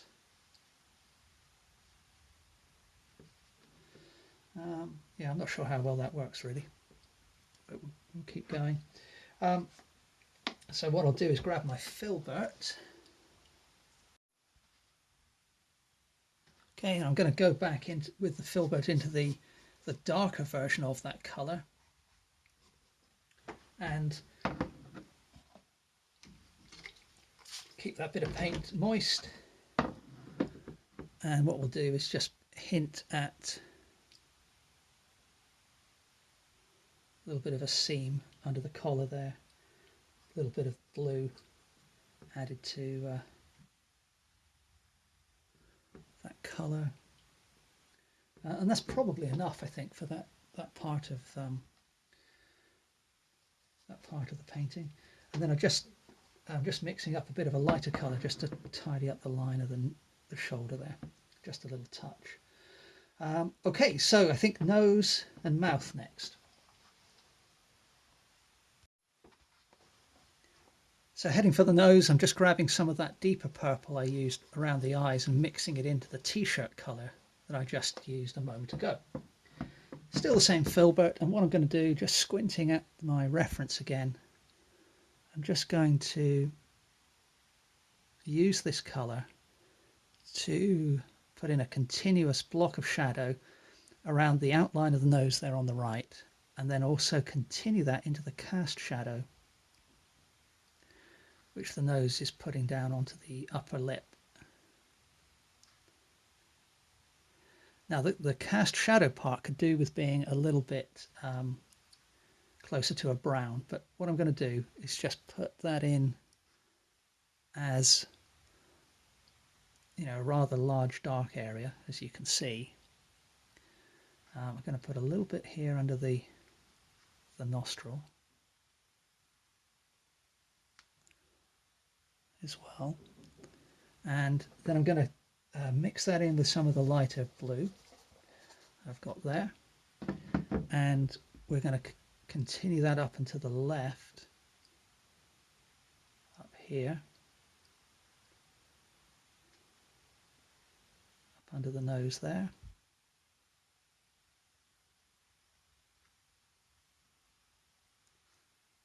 Pull out a highlight with that same colour. That's not quite right, but that's moved in the correct direction. So that's cool. So then I can use some of that, I think, under here on the lip. And then the main thing I need to do to the lips is to, oh, hang on, before I go to the lips, let's put a little shadow. No, that was a mistake. We'll keep the treatment of the teeth fairly simple, actually. So I am going to do a little more to the teeth in just a moment, but not just yet. So although having said that, actually what I could do, if I just let's grab a ton more white and just mix what I've got on my brush in with that white. I think I may be able to use that to put in a bit of a shadow colour on the teeth there.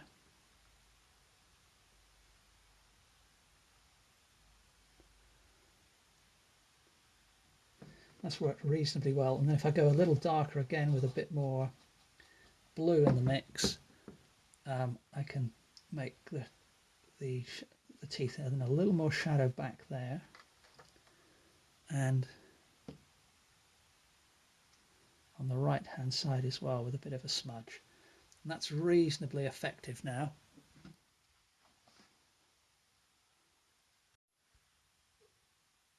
Now I just sprayed the surface of the painting with water again, and I'm just picking up some of the pale pale pink colour I used for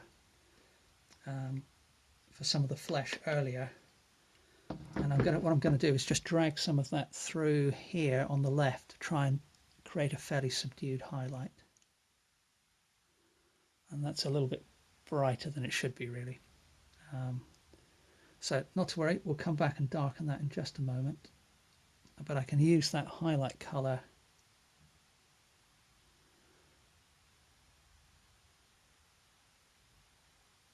around the lips here.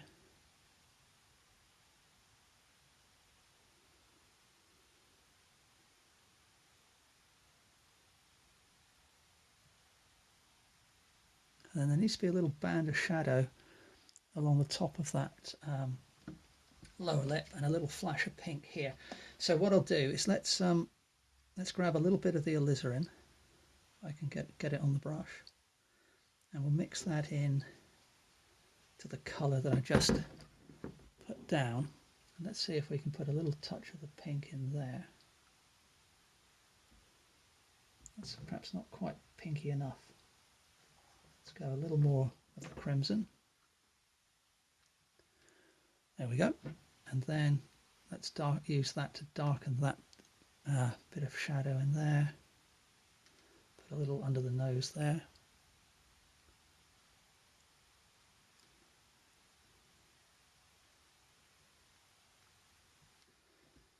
Yeah, I'm not sure about that shadow under the nose now.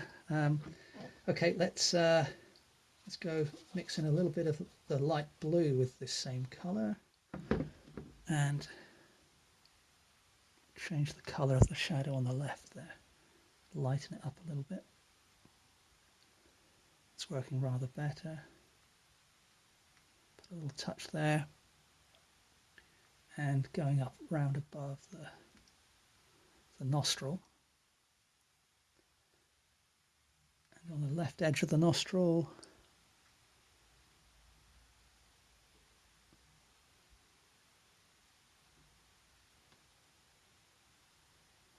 I think that's worked reasonably well.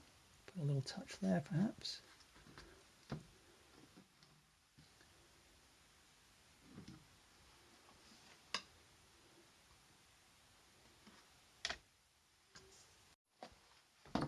I've just noticed the line of my nose is a little wrong up here, so I just want to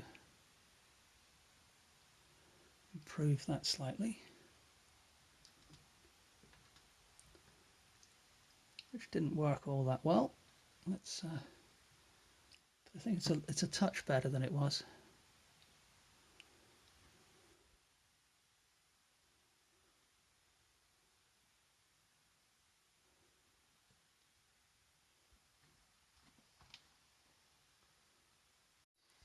But I can use a slightly lighter version of that colour I just put down to just refine the jawline a little further.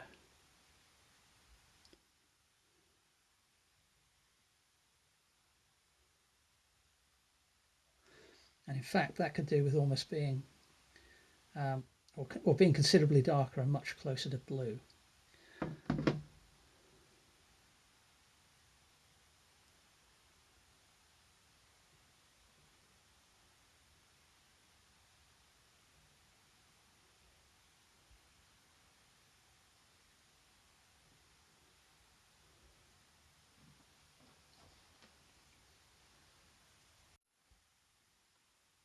And you know, we're reasonably close to completion now. I need to add a little highlight on the nose, improve the shape of the ear, and improve the structure here, and perhaps a little warmth on some of the highlights. And then I think I'll be pretty much done.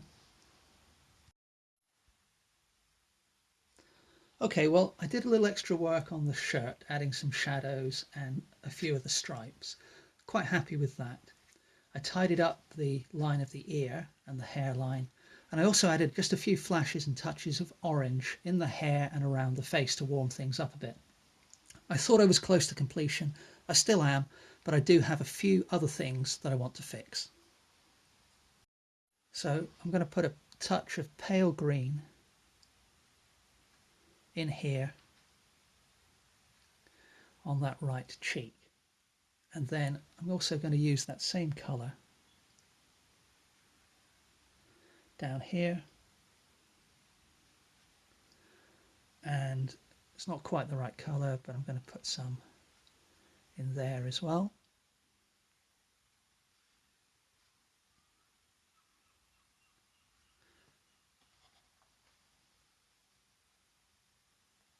And then I think I can use some of that same colour under this eye on the left, and a little touch here too. So I'm kind of going back to where I was right at the beginning, where I'm putting a bit more green into the face at this stage.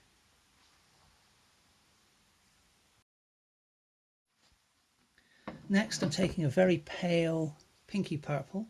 I just want to soften some of the blue that I've got in this shadow on the left hand side here. And again, I can use some of that in under this eye, a little here as well, and a little bit there also.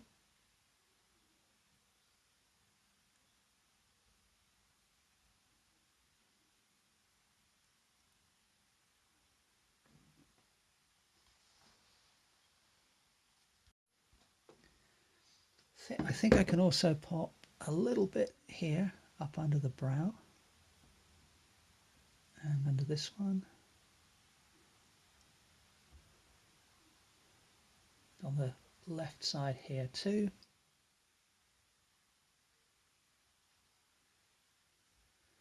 and on the side of the nose there. So that's worked reasonably well. Next, I've taken some of the white with the merest hint of blue in it, and what I'm going to do, having just moistened the surface of the painting, just going to put in a little, almost like a glaze of that highlight colour to try and create or enhance the sense of light that's catching the left side of my face.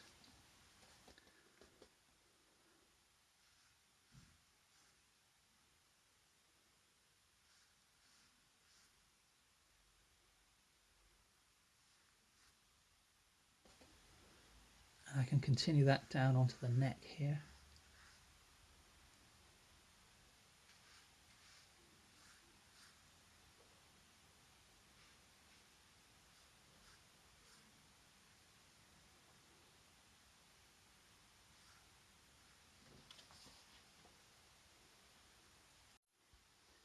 Now I mixed a bit of burnt umber into that same colour, and I've just switched to my filbert, and I just want to add a little line there to indicate where the bridge going over the nose joins onto that lens. And then I think I can also just strengthen a little bit. I don't want to go too mad, but because I quite like the minimal approach I've taken with the glasses.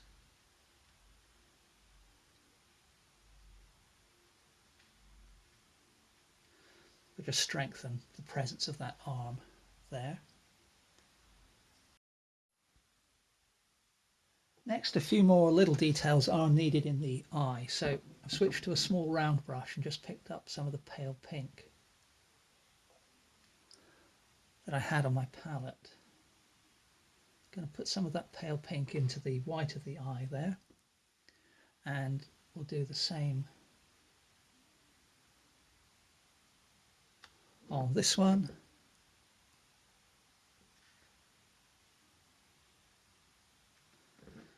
And then I need to mix up a slightly darker version of that, so I'm just adding a little bit of alizarin to the mixture and just a touch of blue. Same little round brush, and I can bring a little touch of that in there, and then also in the corner of this eye. And now I just need to put in a bit more of a hint of the eyelashes. So this is the ultramarine blue mixed up with a little bit of alizarin.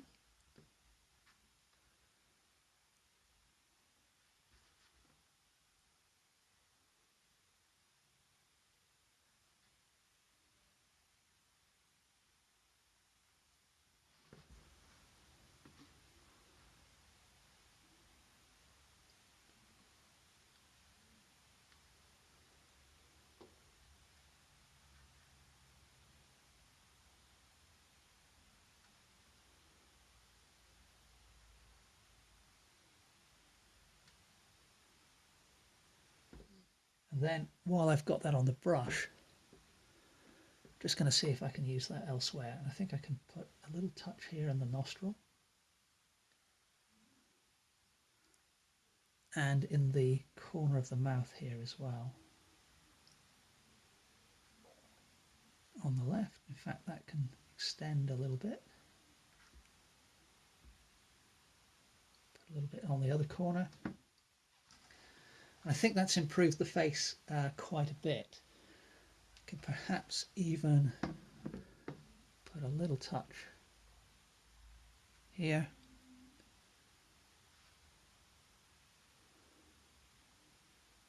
And here above the eye.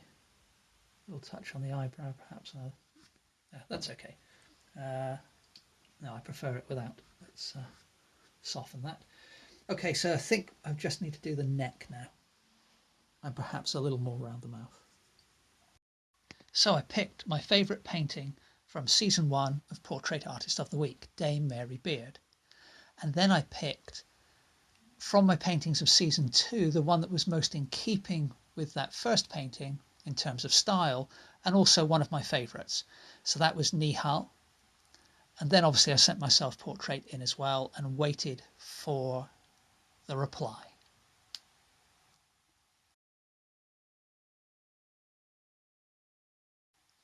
And here's the letter I got back. So, dear artist, thank you for your application to Portrait Artist of the Year Series 8. The number of applications this year has skyrocketed, and the judges faced an agonising choice between portraits of an exceptionally high quality. They've now taken into consideration all the applications and have selected the 72 artists who will go through to the heats. We regret to inform you that on this occasion your application has not been successful. We really appreciate you taking the time and effort to enter our competition and offer our commiserations that you've not been shortlisted this time. Sadly this year, because of COVID-19 related restrictions, we're not able to have an audience at Battersea Arts Centre for the heats, but we thank you for your interest and support of Sky Arts Portrait Artist of the Year. Best wishes, the Portrait Artist team. So didn't get in, but still really pleased that I applied, because my style of portrait painting has really kind of evolved over these last few months, this last year since I entered last time. And you know, in hindsight, although the 3 paintings I put in were representative of my art over this last year, you know, there must have been thousands of people who did Portrait Artist of the Week and then sent in pictures of those same small group of celebrities just like I did. So if I was the judges, I would probably be getting pretty tired of seeing the same 18 faces over and over again, you know, no matter how well or you know, differently they're painted. So for next year, if I enter, and I certainly plan to, I'm going to try and come up with something, you know, much more unique for the 3 portraits that I put in. So there we go. That's that little journey completed. Hope you enjoyed the video. Please remember to like, comment and subscribe, and I hope to see you next Sunday for the next episode of the Sunday Art Show. Thanks very much for watching.